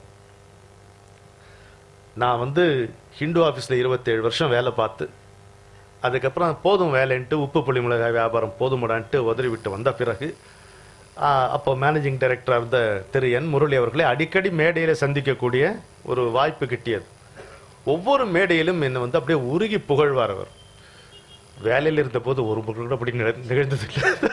வேலையில் இருந்த போது நிகழாதது. அது மாதிரி இலக்கவன் வந்து இந்த பர்ணசாலைக்கு பாராட்டின ஒரு பாராட்டு தவிர அதிகமாக நம்ம இலக்கவனை அவர் நேரடியாக பாராட்டிய கட்டம் குறையும். இல்லைன்னே சொல்லலாம் துணிந்து. இன்னும் கொஞ்சம் துருவி பார்த்துட்டு சொல்லலான்றதுக்காக என்று சொல்லலாம், சொல்லக்கூடும்னு வச்சிருக்கேன் நான். ஹிந்து ரிப்போர்ட்டிங் மாதிரியே. தாயோ நீயே, தந்தையும் நீயே, தவம் நீயே. இறந்து கிடக்கின்ற இலக்குவனை பார்த்து ராமன் சொல்லுகிறான், தாயோ நீயே, தந்தையும் நீயே, தவம் நீயே, சேயோ நீயே, தம்பியும் நீயே. என்ன ஞாபகம் வருது உங்களுக்கு? பற்று மிகுந்து வர பார்க்கின்றேன் கண்ணனால் பெற்று வரும் நன்மை எல்லாம் பேசி முடியாது நண்பனாய் மந்திரியாய் நல்ல ஆசிரியனுமாய் பண்பிலே தெய்வமாய் பார்வையிலே சேவகன். எங்கிருந்தோ வந்தாங்கிறல்ல, அது இங்க ஞாபகம் வருது பாருங்க. உங்ககிட்ட பேசும்பொழுது தாயோ நீயே, தந்தையும் நீயே, தவம் நீயே, சேயோ நீயே, தம்பியும் நீயே, திரு நீயே. நீ தாண்ட செல்வம், நீ போன எல்லா செல்வமும் திரு நீயே. போயோ நின்றாய் என்னை இகந்தாய் புகழ் பாராய் நீயோ யானோ நின்னினும் கொஞ்சம் வலியனும் புலம்பி தள்ளுகிறார் ராமர். தம்பி மேல் இருக்கக்கூடிய அந்த பாசம் முழுக்க இங்கே வருகிறது. இன்னொரு அண்ணா தம்பியை பார்ப்போம். இங்க கும்பகர்ணன் விபீஷணன். இதே ராமாயணத்துல கும்பகர்ணன் விபீஷணன். போருக்கு கும்பகர்ணன் வந்தாச்சு. நல்ல கவசங்கள்லாம் அணிந்து போர்க்கவசங்கள் அணிந்து கும்பகர்ணன் வர எதிர விபீஷணன் போய் நிற்கிறான். கும்பகர்ணனுக்கு வந்து ரொம்ப மனசு வருத்தமா போகுது. மனசு என்னன்னா ரொம்ப ஒரு நுணுக்கமான ஒரு உள இயல் மாண்பு, சைக்காலஜி தான். என்னுடைய தமிழாசிரியர் தான் இதே எனக்கு சொல்லி கொடுத்தார். ஒரு நல்ல கராத்தே வீரன், black belt, 3rd degree black belt, 4th degree black belt. அவனை வந்து நம்ம சிந்தாதிரிப்பேட்டையில் இந்த தொத்தலா இருக்கிற 3-4 ரவுடிகள் தாக்க போனார்கள்னா அவன் என்ன செய்வான் அப்படின்னு கேட்டார். அடிச்சு நாஸ்தி பண்ணுவா சார், மாட்டான், ஓடிடுவான்னாரு. ஏன் சார் இப்படி சொல்றீங்க? அப்புறம் எதுக்கு பிளாக் பெல்ட்? இல்லடா, தற்காப்புக்கு தான் அந்த கலை என்பது. இவங்க தாக்கினா இவன் திருப்பி தாக்கி ஆகணும், தாங்க மாட்டாங்க, துவம்சம் ஆயிடுவாங்க. அவன் ஆஸ்பத்திரியிலேருந்து 6 மாசம் எழுந்துக்க மாட்டான்.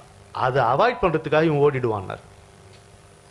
கும்பகர்ணன் அந்த ஸ்டைலில், நீ ஏன் இங்கே வந்த, திரும்பி போங்கிறான். நீ ராமர்கிட்ட நல்லா தானே இருந்து, நீ எதுக்கு இப்போ இங்கே போர்க்களத்தை வந்து நிற்கிற, நீ போங்கிறான் கும்பகர்ணன். அப்புறம் ஒருத்தர் அந்த டைலாக் முழுக்க போக முடியாது நம்ம, அவ்வளோ நல்லா இருக்கும், சுவாரஸ்யமாக இருக்கும். கம்பனில் ராவணனுக்கு நீ எடுத்து சொன்ன, எழுந்தா கொண்டாட்டம் விழுந்தா திண்டாட்டம், இடையில ஒருத்தி மட்டும் சிரிக்கிறாளே வண்டாட்டம் அப்படி இருக்கும். அப்போ இப்படி எடுத்துட்டு போயிடலாம். இன்னும் சில பேர் மேடைக்கு வரலாம், மேடையில் உட்காரக்கூடியவர்கள் இங்கே வரலாம், எப்பொழுது வேண்டுமானாலும் நடுவிலே எழுந்து போகலாம். ஒன்றும் எம்பாரஸ்மெண்ட்லாம் ஒன்றும் கிடையாது. ஆமாம், இது வகுப்பு இல்லை, இங்கே அட்டெண்டன்ஸும் கிடையாது.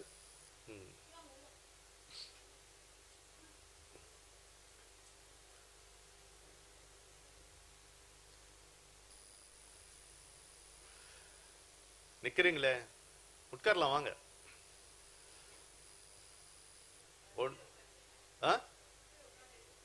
இல்ல இல்ல, நீங்க ஒரு சேர் இருக்கு வாங்க. அந்த பெரியம்மா இங்க உட்காந்து.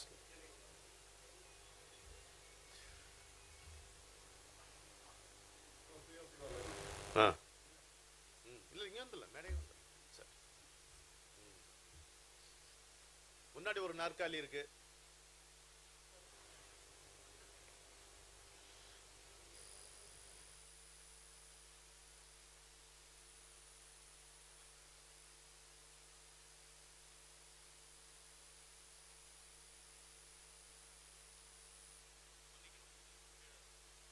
உட்கார நேர்ந்ததுக்கு.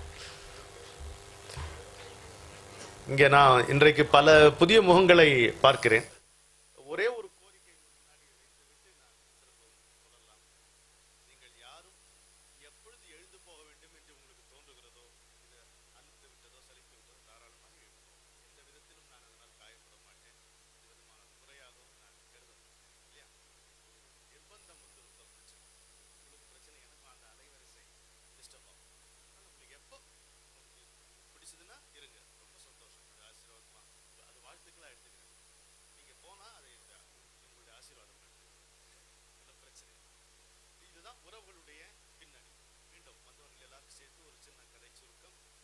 படைப்பு என்பதே சிருஷ்டி என்பது அனுகிரகம் என்று கருதப்படுகிறது நம்முடைய பாரத நாட்டு சம்பிரதாயத்திலே.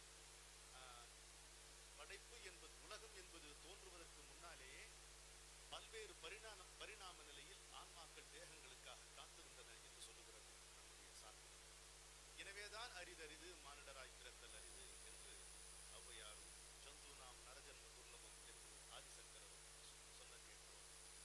அப்போ நாம் பிறக்கும் போதே நமக்காக உறவுகள் காத்திருக்கின்றன.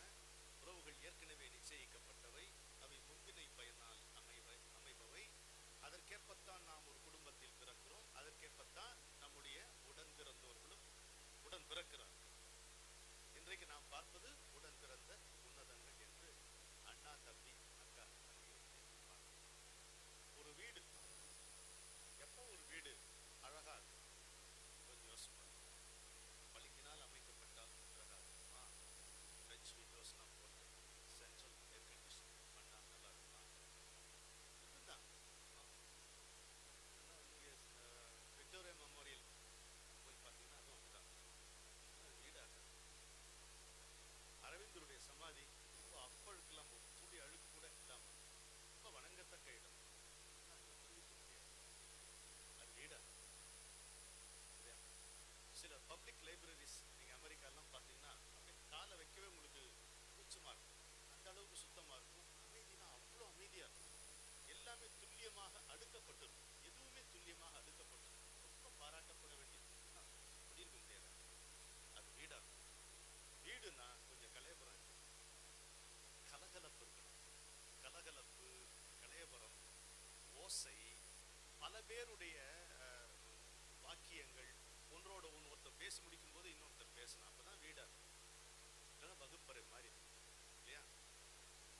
எது எங்க கிடக்குன்னு தெரியாத சில சமயம் இருக்கும். அதாவது இந்த எந்த வீட்லயாவது ஒரு நல்ல வீட்டுக்கு அடையாளம் சொல்லட்டுமா, இல்ல ஒரு கெட்ட வீட்டுக்கு அடையாளம் சொல்லட்டுமா? எப்படி சொல்லலாம்? ரெண்டையுமே ஒண்ணு சொன்னா ஒண்ணு விளங்கிடும். ஒரு நல்ல வீடுனா இந்த ஒரு ஷெல்ஃபு மேல, ஃப்ரிட்ஜுக்கு மேல, டிவிக்கு மேல ஏதாவது இருக்கணும். அப்பதான் அது நல்ல வீட்டுக்கு நல்ல வாழற வீடுன்னு அடையாளம். டெலிபோன் பக்கத்துல ஒரு பேனா, பென் ஹோல்டர், 10 பேனா, ஒரு பேனா கூட எழுதக்கூடாது. அதான் நல்ல வீட்டு கிடையாது. அதான் நல்ல வீட்டு கிடையாது இல்லையா? கரெக்டா எழுதிச்சுன்னா அது ஆபீஸ். எங்க அப்பா ரொம்ப அழகா சொல்லுவார், அரண்டதை நினைவுபடுத்துகிறார். என்னடா வீடு இது, கீழே ஏதோ கிடக்குதுன்னு குனிஞ்சா முதுகுல ஏதாவது வச்சுட்டு போயிடுறானே. அதுதான் வீடு. அதுதான் வீடு. அதாவது இப்ப நம்ம சொல்றோம் பாருங்க, இந்த பிரைவசி. பெரியவங்களாம் உட்காந்துருக்கீங்களே, உங்க காலத்துல என்ன பிரைவசியை கண்டீங்க? நடக்க வேண்டியதானே நல்லா தானே நடந்துச்சு. காதல் இல்லையா? களிப்பு இல்லையா? கண்ணீர் இல்லையா? எல்லாரும் பார்க்கவா அழுதீர்கள்? எல்லோரும் பார்க்கவா காதல் செய்தீர்கள்? எல்லாம் நடந்தது. இல்ல எல்லாம் நல்லது கெட்டது நடந்தது. எப்படி இருந்தாலும் பிரைவசி உண்டாக்கி அதுக்கு ஒரு அறை எல்லாம் தேவையில்லை. ஒருத்தர் பேசிக்கொள்வதற்கு, மற்ற விஷயங்களை விடுங்க, ஒருத்தர் பேசிக்கொள்வதற்கு, ஒரு காரியத்தை, ஒரு குறிப்பை உணர்த்துவதற்கு பெரிய பிரைவசி எல்லாம் தேவையில்லை. அது ஒரு மாடர்ன் கான்செப்ட். உங்களுக்கு கம்யூனிகேட் பண்ற ஸ்கில் இல்லைன்னு பொருள். எங்களுடைய எந்த கல்லூரிக்கும் பள்ளிக்கும் செல்லாத என்னுடைய அத்தையும் பாட்டியும் கம்யூனிகேஷன் எக்ஸ்பர்ட்ஸா இருந்தாங்க. எதுவுமே அப்படி அழகாக அவர்களால் தெரிவிக்க முடிந்தது. அதனால தான் நம்ம இன்னைக்கு நல்லா இருக்கும். அவருடைய ஆசீர்வாதம் தான் இன்னைக்கு நம்ம எல்லாரும் இவ்வளவு நல்லா இருக்கும். ஸோ வீடு என்பது கலகலப்பா இருக்கும். எப்ப கலகலப்பா இருக்கும்? ஆட்கள் இருந்தா தானே கலகலப்பா இருக்கும். ஒரு பெரிய மாளிகை, அதுல ஒருத்தரோ 2 பேர் இருந்தா அதை விட துர்பாகியம் எது இருக்க முடியும்? ஒரு சின்ன இடம், அதுல ஒரு 7-8 பேர் கலையபுரமா இருந்தா, இதெல்லாம் வாழ்ந்த நாட்கள். இதை சொல்லக்கூடிய தகுதி, அருகதை எனக்கு உண்டு. அப்படி வாழ்ந்தோம் நாங்க. இந்த மாதிரி ஜமக்கால், இதுதான் படுக்கை. மெத்தையெல்லாம் ரொம்ப காலம் கழிச்சு தான் பார்த்தோம். இந்த மாதிரி ஒரு படுக்கை வரிசையா படுக்க வேண்டியது தான். எல்லாம் ஒரு ஜெனரல் ஹாஸ்பிட்டல் ஜெனரல் வார்டு மாதிரி தான் இருக்கும் பார்த்தா. அது அவ்வளோ லேசில் அந்த என்னதான் நீ லைட் அணைச்சா தூங்கணும் அப்படி அந்த சாத்திரம்லாம் செல்லுபடி ஆகாது. எல்லாரும் வந்துட்டோம், பேசிக்கிட்டே தான் இருப்போம், பாடிக்கிட்டே தான் இருப்போம். அப்புறம் போகிறோம், குரல் கேட்கும். அப்புறம் அப்போ கொஞ்சம் குரல் குறையுமே தவிர குசு குசு குசுன்னு 2 பேர் அதில் பேசிகிட்டே இருப்பாங்க. அந்த மாதிரி இருக்கும். தலானியில் இந்த பக்கம் ஒரு தலை, அந்த பக்கம் இன்னொரு தலை இருக்கும். அனுபவிச்சிருக்கீங்களா? அங்கே இருப்பீங்க. அந்த மாதிரி ஒரு பக்கம் ஒரு தலை இருக்கும், இன்னொரு பக்கம் இன்னொருத்தர் தலை இருக்கும். ஒருத்தருக்கு ஒரு தலானிங்கிறதுலாம் நல்லா இல்லை. அப்படி இருந்தது ஒரு காலம். இல்லை, அது இப்படி எதை வந்து இன்றைக்கு நீங்கள் வசதி குறைவு என்று கருதுவீர்களோ, எதை இன்றைக்கு நீங்கள் துர்பாக்கியம் என்று கருதுவீர்களோ, அதையெல்லாம் நாங்கள் அதிர்ஷ்டம் என்று நினைத்தோம், பொற்காலம் என்று நினைத்தோம். அதுக்கு தாத்தா ஒருத்தர் இருக்கார், ரமண மகர்ஷி.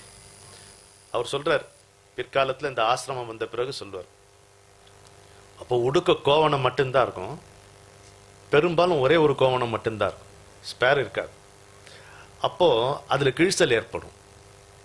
என்ன செய்ய? ஒரு புதருக்கு பின்னால போய் அந்த கோமணத்தை எடுத்து அந்த செடியிலேருந்து ஒரு சின்ன முள் எடுத்து அந்த கோமணத்திலேயே இன்னொரு பகுதியிலிருந்து நூலை எடுத்து அதை தைத்து கொண்டு அப்புறம் அந்த கோவணத்தை அணிந்து கொண்டு வருவேன். அந்த பொன்னான நாட்கள் அப்படிங்கிறாரு. அதுதான் அது. இது வரைக்கும் தகவல் ஒண்ணு பெரிய விஷயம். அந்த பொன்னான நாட்கள்ங்கிறாரு பாருங்க. அதுதான் அப்படி இருந்தோம். இதை சொல்லித் தருவது, நமக்கு சொல்லிக் கொடுப்பது உறவுல ரொம்ப முக்கியமானது என்ன? குடும்ப உறவுகள்ல அதை விட ஒரு பெரிய ட்ரைனிங் கிரவுண்ட் இருக்க முடியுமா சொல்லுங்க? விட்டு கொடுக்க கத்துத்தனி. என்ன பவர் பாயிண்ட் பிரசன்டேஷன்லாம் போட்டு விட்டு கொடுக்க கத்துக்க முடியுமா? MBA படிச்சா விட்டு விடாப்படியா எல்லாம் இருக்கானுங்க, என்னத்தை விட்டு கொடுக்குறீங்க? அதை கத்துக் கொடுப்பது நம்முடைய குடும்ப உறவுகள் தான். அதுக்கு தலைமை அதிகாரி, தியாகத்தினுடைய சின்னம் நம்ம பெற்ற தாய் தான். எந்த வீடா இருந்தாலுங்க, உங்க அம்மா எவ்வளவு ஹார்ஷா இருந்தாலும் சரிங்க, ஒவ்வொரு அம்மாவும் நம்ம குடும்பத்தை பொறுத்த மட்டும் ஒரு தியாகி தான். என்னத்தை தியாகம் பண்ணான்னு கேட்பீங்க. நீங்க அம்மாவாகும் போது அது புரியும் இல்லையா? அப்பா எவ்வளவு சொல்லும் போது கசந்த விஷயங்கள், கோபப்பட்ட விஷயங்கள் இல்லையா, நாம அப்பாவாகும் போது தானே புரியுது, after all the old man was right அப்படின்ட்டு. அப்பதானே புரியுது. அப்பாவது புரியணும். அப்ப புரிஞ்சா உறவுனுடைய அருமை புரியும், எதற்காக இது ஏற்பட்டதுன்னு புரியும். இப்படி உறவுகள் போய்கொண்டே இருக்கின்றன. ஒரு அண்ணாங்கிறவர் வந்து ஒரு மெயின் சன்னதி, ஒரு கோயிலுக்கு முன்னாடி இன்னொரு டெய்ட்டி இருக்கும் பாருங்க, அது மாதிரி இந்த அப்பாவுக்கு முன்னால ஒரு அண்ணா. சில சமயம் இந்த அண்ணா கிட்ட சொன்ன அப்பா கிட்ட சொல்ல முடியாததை நமக்கு அண்ணா கிட்ட சொல்ல முடியும். சில சமயம் அப்பாவே தேவலான்னு ஆயிடும். ரெண்டும் உண்டு இல்லையா? அவர்கிட்டயே போயிருக்கலாம் போல் இருக்கு. இவன்கிட்ட போய் சொல்லி இவன் வேற இல்லாத கிளாஸ் எல்லாம் போட்டு ஒரு புதுசா கான்ஸ்டிடியூஷன் அமெண்ட்மெண்ட் எல்லாம் பண்ணி இவ்வளவு கடுமையா இருக்கானேன்னு தோணும். ஆமா, அக்காங்கிறவ வந்து தாயினுடைய பிரதிபலிப்பு தான். என்னை பொறுத்த மட்டும் அக்காங்கிறவ இன்னொரு அம்மா, இன்னொரு வசதியான அம்மா. அம்மா கிட்ட என்னன்னா, அம்மா பாசத்தை விட பெரிய பாசம் ஒன்றும் இல்லை, இருந்தாலும் ஒரு நிர்வாகி அம்மா, ஒரு குடும்பத்தினுடைய நிர்வாகி. எல்லாத்துலயும் அவளுக்கு ஒரு கணக்கு உண்டு, அளவு உண்டு இல்லையா? அதை மீறி போச்சுன்னா குடும்பம் நடத்துறது கஷ்டம். ஆனா ஒரு பையனா பிறந்த வச்சுங்களேன், எப்பவுமே கணக்கை மீறணும் இல்லையா? அது ஒண்ணு இருக்கு. அது அந்த மீற முயற்சி இல்லாம அது என்ன வாழ்க்கை சுவாரஸ்யமா இருக்கும். அப்ப அந்த மாதிரி முயற்சி சில சமயம் அது நியாயமா இருக்கிற மாதிரி நமக்கு தோணும், அம்மாக்கு தோணாதே. அம்மாக்கும் நம்முடைய ஆசை நியாயமாக இருக்கிறது என்று தோற்றுவிப்பதற்கு ஒரு தோழி நமக்கு உண்டாத அக்கா. சரி, கதை சுருக்கத்தை முடிச்சிடுறேன். இன்னொன்னு தம்பி, தங்க. இந்த உலகத்துல நம்மளை போட்டு கொடுப்பதற்காகவே பிறந்த ஜீவன் தங்க இல்லையா? ஆனா அவளை விட நீங்க வேற யாரையும் நேசிக்க முடியாது. மொத்த அன்பையும் வந்து அம்மாவிடமிருந்து நமக்கு நேர்ந்து நாம் உணராத அன்பு பாசம் முழுதும் நம்ம தங்க வாங்கி கொள்வோம். பெய்யற மழையெல்லாம் அப்படி மழையை திருப்பி விட்டா வேற இன்னொரு நிலத்துக்கு போகிற மாதிரி தங்க எல்லாத்தையும் வாங்கி கொள்வோம். எவ்வளவு முரடனாக இருந்தால் கூட ஒரு அண்ணன் என்பவன் தங்கைக்காக எந்த விதமான தியாகத்தையும் செய்வதற்கு சித்தமாக இருப்பான். அவ வந்து இவகிட்ட நன்றி இல்லாம இருந்தாலும், அவ்வளவு பாசமாக இல்லாம இருந்தாலும் இவனுக்கு கொஞ்சம் மனசு வருத்தம் இருக்குமே தவிர, பொசசிவ் இன்ஸ்டிங்க்ட்னால இருக்குமே தவிர, இருந்தாலும் ஏதோ ஒரு சின்ன ஒரு சந்தர்ப்பம் கிடைத்தாலும் அவளுக்கு உதவுவதற்கு தயாராகவே இருப்பான். அக்காவும் சரி தங்கையும் சரி, இந்த வீட்டிலே பிறந்து இன்னொரு வீட்டுக்கு செல்ல போகிற அந்த ஃபாரின் கார்கோ என்று சொல்லுவேன், அவங்கள போயிடுவாங்க, எங்கேயாவது சரகம் முடிச்சு போயிடுவாங்க. போகும்போது எல்லாத்தையும் எடுத்துட்டு போவாங்க. சரி, அதை வந்து கொத்தமங்கலம் சுப்பு சொல்லுவார் பாருங்க, அடேங்க அப்பா. அகிலு கட்ட சந்தனமும் ஆன கொம்பு தேனடையும் அள்ளி அள்ளி போகுதம்மா, காவேரி மிடுக்காக போகுதம்மா அப்படின்னு நிறுத்துவார். ஏன் தம்பி, அகிலு கட்ட சந்தனம் ஆன கொம்பு தேனடை ஏதாவது ஒண்ணு கொண்டு சம்பந்தம் இருக்கா? சம்பந்தம் இருக்கான்னு இல்லையா? அப்படி அடிச்சுட்டு போது பார் ஆடி வெள்ளத்துல காவேரியில. இந்த கல்யாணமாகி புகுந்த வீட்டுக்கு போறா பார் பொண்ணு, அப்படித்தான் அவ. எவ்வளோ சீரெல்லாம் பண்ணியிருப்பா அம்மா அப்பாவும் சீதனெல்லாம் வச்சிருப்பாங்க.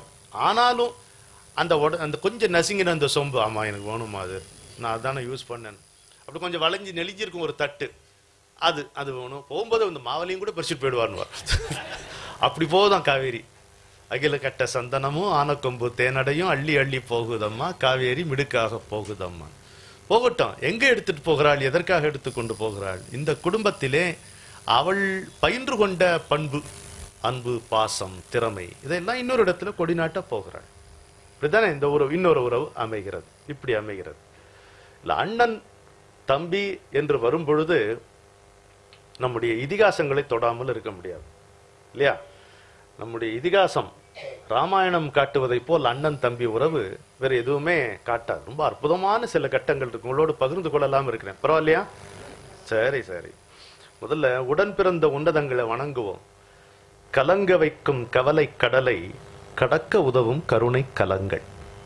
கலங்க வைக்கும் கவலை கடலை கடக்க உதவும் கருணை கலங்கள். கண்ணீர் துடைக்கும் கனிவு கரங்கள். மலங்க மலங்க மருளும் கணங்களில் மனதை மாற்றும் மலர்ச்சரங்கள். இதுதான் உறவுகள். மலங்க மலங்க மருளும் கணங்களில் மனதை மாற்றும் மலர்ச்சரங்கள். வழி மறித்து மடையை மாற்றும் கரங்கள். குடும்பம் என்னும் திருக்கோயிலுக்கு அத்திவாரங்கள் பெற்றோர்கள். உடம்பெடுத்ததோ அன்பெனும் வண்ணம் உச்சிக்கூரையை தாங்கும் தூண்கள். அவை உடன் பிறந்த உன்னதங்கள். சரியா? இப்ப போலாமா? குகன் நமக்கு ஒரு பெரிய பாடத்தை கற்றுக் கொடுக்குறார். கோபால்ஜி வாங்க, நீங்க உட்காரலாமே, வாங்க உட்காரக்கூடிய வாங்க என் கூட. அவர் எழுந்து போக மாட்டார், ஆனா யார் வேணா எழுந்து போகலாம். குகன் ராமாயணத்தில் நமக்கு ஒரு முக்கியமான ஒரு நியதியை காட்டு தருகிறான். நிர்பந்த பந்தங்கள் நிச்சயமே என்று கொண்டு நீரோட்ட துணைகளினை நழுவ விடக்கூடாது இல்லையா? யார் எப்படி சொந்தம் அமையும், எப்படி உறவு அமைன்றது யார் தீர்மானிக்க முடியும்? எந்த விதம் சொந்தம் வரும் எவரும் சொல்ல முடியாது. நிர்பந்த பந்தங்கள் நிச்சயமே என்று கொண்டு நீரோட்ட துணைகளினை நழுவவிடக் கூடாது. கர்ப்பத்துக்கு அப்பால் ஜனித்த உறவு எத்தனையோ, கானத்தின் ராகத்தின் கலவைகள் எவ்விதமோ. பூத்த மலர் மறுபடியும் பூக்கத்தான் மண்ணுக்குள் புதைகிறது. நல்லபடி பூரிப்பாய் வளர்ந்திடத்தான் பாத்தி கட்டி நாற்றெல்லாம் பார்த்து நடப்படுகிறது. பாலாற்றில் தேனாறு பார்த்துத்தான் கலக்கிறது. ஓரத்தில் நின்றிருந்த உலகத்தை பார்க்கின்றேன். ஓடிடும் நிழல்களை ஒவ்வொன்றாய் எண்ணுகின்றேன். பாரத்தை இறக்கி வைத்து பார்க்கின்ற போதில்தான் பாதையும் அதன் வளைவும் பளிச்சென்று தெரிகிறது. கண்ணாடி துகள் மீது கபடியாடச் செய்யும் வாழ்க்கை கரடுமுரடு என்றாலும் கட்டாயம் மோசமில்லை. கண்ணாடி துகள் மீது கபடியாடச் செய்யும் வாழ்க்கை கரடுமுரடு என்றாலும் கட்டாயம் மோசமில்லை. மண்ணுக்குள் சென்றவர்க்கும் மறுபடி பிறப்பவர்க்கும் மத்தியில் இருப்பதிலே மகிழ்ச்சி இல்லாமல் இல்லை இல்லையா? உறவுகளை கொண்டாட தெரிந்தா அந்தந்த அளவுல இருந்தா ஒரே ஒரு சூத்திரம் தான் உறவுகளை. நான் எடுத்து சொன்னேன், கேட்கல அப்படின்னு கும்பிட்டு கேட்கிறேன். நீ சொன்னியா சரியான்னு கேட்கிறேன். நீ சொன்னா கேட்பானே, என்ன மாதிரி கிடையாது. நீ நல்ல வார்த்தைகளில் வல்லவனாச்சே, நீ சொன்னியா கேட்டியான்னு அதுக்கு ஒரு பதில் சொல்றான் பாருங்க. இன்றைக்கு பல பேரை சித்தரிப்பது போல் இருக்கிறது கம்பனுடைய இந்த வாக்கியம். எப்படி இருக்கு பாருங்க. உடலிடை தோன்றிற்று ஒன்றை, உடம்புல ஒரு புண்ணு, உடலிடை தோன்றிற்று ஒன்றை அறுத்து அதன் உதிரம் ஊற்றி அந்த கெட்ட சீழ் ரத்தம் அதெல்லாத்தையும் அப்படி தள்ளி போட்டுட்டு சுடல் உற சுட்டு வேறு ஓர் மருந்தினால் துயரம் தீர்வர். இப்படிதான் நடக்கும், எல்லாருக்கும் நடக்கும். உடல்ல வந்து ஏதாவது வரும், ஒரு புண்ணு வரும், அது மாதிரி அதை வெட்டுறது, அப்புறம் அந்த கெட்ட அந்த சீழு அது ரத்தத்தெல்லாம் இதை பண்ணிவிட்டு அப்புறம் சுடுறது, அப்புறம் அதுக்கு ஒரு மருந்தை போடுறது. இப்போதான் அந்த நாள் வழக்கம். கடலிடை கோட்டம் தேய்த்து கழிவது கருமம் அன்று. கடல்ல வாசனை பொருள்களை கொட்டி அதனுடைய தன்மையை மாற்ற முடியாது. ராவணன்ட்ட சொல்லி ஃபியூட்டைல் அதுக்கு சொல்றார். கடல்ல வாசனை இப்போ எல்லாம் ஏலக்காய் கிராம்பு பர்ஃப்யூம் எல்லாம் கொட்டி கடலை மாற்ற முடியுமா? அது அப்படிதான் இருக்கும். கருமம் கழிவது கருமம் அன்றுங்கிறான். அதை மாற்ற முடியாது, சில பேர் புத்தியை மாற்ற முடியாது. மடலுடைய அலங்கல் மார்ப மதி உடையவர்க்கு மன்னோ என்று விபீஷணன் கும்பகர்ணனுக்கு சொல்லுகிறான். கும்பகர்ணன் பதில் ஒன்று சொல்றான் பாருங்க. சரிதான், இருந்தாலும் நீர்க்கோல வாழ்வை நச்சி நெடுது நாள் வளர்த்து பின்னை போர்க்கோலம் செய்து விட்டார்க்கு. நெடிது நாள் வளர்த்து என்ன என் அண்ணன், உனக்கு அவன் தான்டா அண்ணன், எனக்கு அவன் தான் அண்ணன், ரொம்ப நாள் என்ன சோறு போட்டு வளர்த்தான், நெடிது நாள் வளர்த்து இன்னைக்கு போர்க்கோலம் செய்து விட்டார்க்கு. போர்க்கோலம் போட்டு என்ன அனுப்பிச்சிருக்கிறான், இங்க வந்திருக்கான், உயிர் கொடாது அங்கு போகேன். அவனுக்கு உயிரை கொடுக்காம நான் அங்க திரும்ப போக முடியாது. தார்கோல மேனிமைந்த என் துயர் தவிர்த்தியாகின் கார்கோல மேனியானை கூடுதி கடிதின். உனக்கு வந்து என்னுடைய துன்பத்தை தீக்கணும் அப்படின்னு ஒரு ஆசை இருந்ததுன்னா விபீஷ்ணா, நீ தயவுசெய்து ராமன்ட்ட திரும்பி போ அப்படிங்கிறான். மற்றபடி எனக்கு சோறு போட்டு வளர்த்து இன்றைக்கு போர்க்கோலத்திலே என்னை பூட்டி இந்த போர்க்களத்திற்கு அனுப்பி இருக்கிறானே, நான் இந்த நீர்க்கோல வாழ்வை நச்சு உயிரை கொடாம அங்க திரும்பி போக மாட்டேன். இது நீர்க்குமிழி வாழ்க்கை தானே, தூங்கையில வாங்கி விட்ட மூச்சு கொஞ்சம் சுழி மாதிரி போனாலே போச்சு, அவ்வளவுதானே. படுத்தான், எழுந்து போமாங்கிறதுக்கு யார் உத்தரவாதம்? விட்ட மூச்சு திரும்பி வருமானதுக்கு யார் உத்தரவாதம்? நம்ம ஏதோ கோட்டைகள் கட்டி கொண்டிருக்கிறோமே தவிர எதுக்குமே உயிருக்கு உத்தரவாதம் கிடையாது. அப்ப அப்படி இருக்கக்கூடிய இந்த வாழ்க்கை இதுல வந்து இவனுக்கு உயிர் கொடுக்காம நான் திரும்பி என்னால போக முடியாது. நேரம் நீங்க அப்படியே கர்ணன்ட்ட போலாம். செஞ்சோற்று கடன் தீர்க்க சேராத இடம் சேர்ந்து வஞ்சத்தில் வீழ்ந்தாயடா கருணா வஞ்சகன் கண்ணனடா, அந்த பாட்டில் நமக்கு வரும்.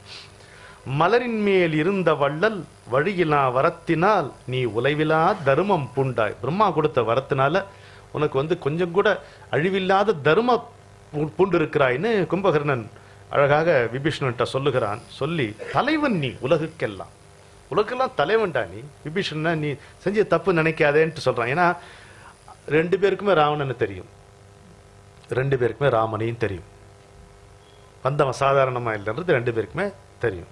என்ன தெரியும்? கட்டாயம் கும்பகர்ணன் செத்து போவாங்கிறது தெரியும். அப்போ எதிர நின்று பேசி பார்க்கக்கூடிய இந்த விபீஷனுடைய மனநிலை என்ன ஆகும் அப்படிங்கிறது கும்பகர்ணனுக்கு தெரியும். நீ தவறா நினைக்காது, you don't have to feel guilty. அதான் சொல்ல வரான். நீ உலகத்துக்கெல்லாம் தலைவன்டா, உனக்கு அது தக்கது. புலையுறு மரணம் எய்தல் எனக்கு இது புகழ். புலையூறு மரணம் என்னன்னா, நான் எப்படியோ வாழ்ந்துட்டேன், அதனால இந்த மரணம் புலையூறு மரணம், இழிவினால் வந்த மரணம் எனக்கு, அது எனக்கு தக்கது. தர்மத்தால் வந்த வாழ்க்கை உனக்கு, உலகாளும் வாழ்க்கை உனக்கு, அது உனக்கு தக்கது. என்ன அழகான ஒரு சைக்காலஜி காட்டாம பாருங்க. தலைவன் நீ உலகுக்கெல்லாம் உனக்கு அது தக்கதேயால் புலையூறு மரணம் எய்தல் எனக்கு இது புகழதேயால் என்று சொல்லி விபீஷணனை திருப்பி அனுப்புகிறான். இப்ப கர்ணனும் பார்க்கிறோம். அதே மாதிரி மகாபாரதத்துல நம்ம பார்க்கும் பொழுது அண்ணன் தம்பிகள் இந்த பக்கம் 100, அந்த பக்கம் 5, கடைசியில 6, பயனில்லாத. ஜெயகாந்தன் கேட்பார், சாவியில பிறந்த ஞானம் வாழவா பயன்படும். அருமை இல்ல?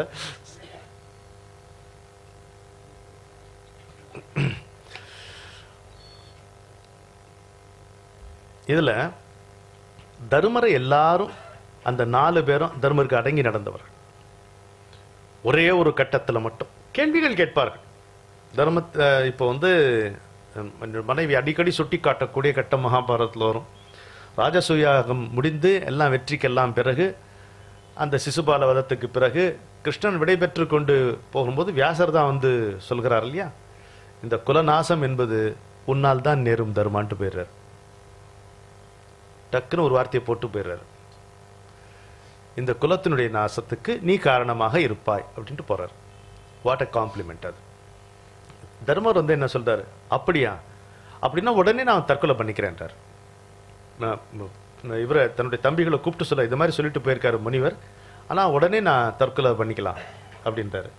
அர்ஜுனன் சொல்றான் அதுக்கு, ஏன் நீ இப்படி பேசுற, உன்னால் தான் இது நடக்கும் என்பது எழுதப்பட்டிருக்கிறது என்றால் அது உன் தற்கொலையால் தடுக்க முடியுமான்னு கேட்கிறான். வாழ்ந்து செய்ய முடியாததை செத்து தடுக்க முடியுமா? முடியாது. அவன் காட்டுறான். இந்த மாதிரி நிறைய இடங்கள்ல வரும். அப்புறம் திரௌபதியை வச்சு சூதாடும் பொழுது அப்ப கூட அர்ஜுனன் அமைதியா இருக்கான். பீமன் வந்து எழுந்து பயங்கரமா சத்தம் போட்டுறான். பயங்கரமா சத்தம். சூதர் மனைகளிலே அன்னே தொண்டு மகளிர் உண்டு, சூதில் பணயம் என்றே அங்கோர் தொண்டச்சி போவதில்லை, ஏது கருதி வைத்தாய் அண்ணே, யாரை பணயம் வைத்தாய், மாதர் குல விளக்கை அன்பே வாய்ந்த வடி வழங்கை, சோரத்திற்கொண்டதில்லை அண்ணே, சூதில் படைத்ததில்லை, வீரத்தினால் படைத்தோம், வெம்போர் வெற்றியினால் படைத்தோம், நாட்டையெல்லாம் தொலைத்தாய் அண்ணே, நாங்கள் பொறுத்திருந்தோம், மீட்டும் எமை அடிமை செய்தாய் மேலும் பொறுத்திருந்தோம். துருபதன் மகளை திட்ட துய்மன் உடற்பிறப்பை இரு பகடை என்றாய். ஐயோ இவருக்கு அடிமை என்றாய்.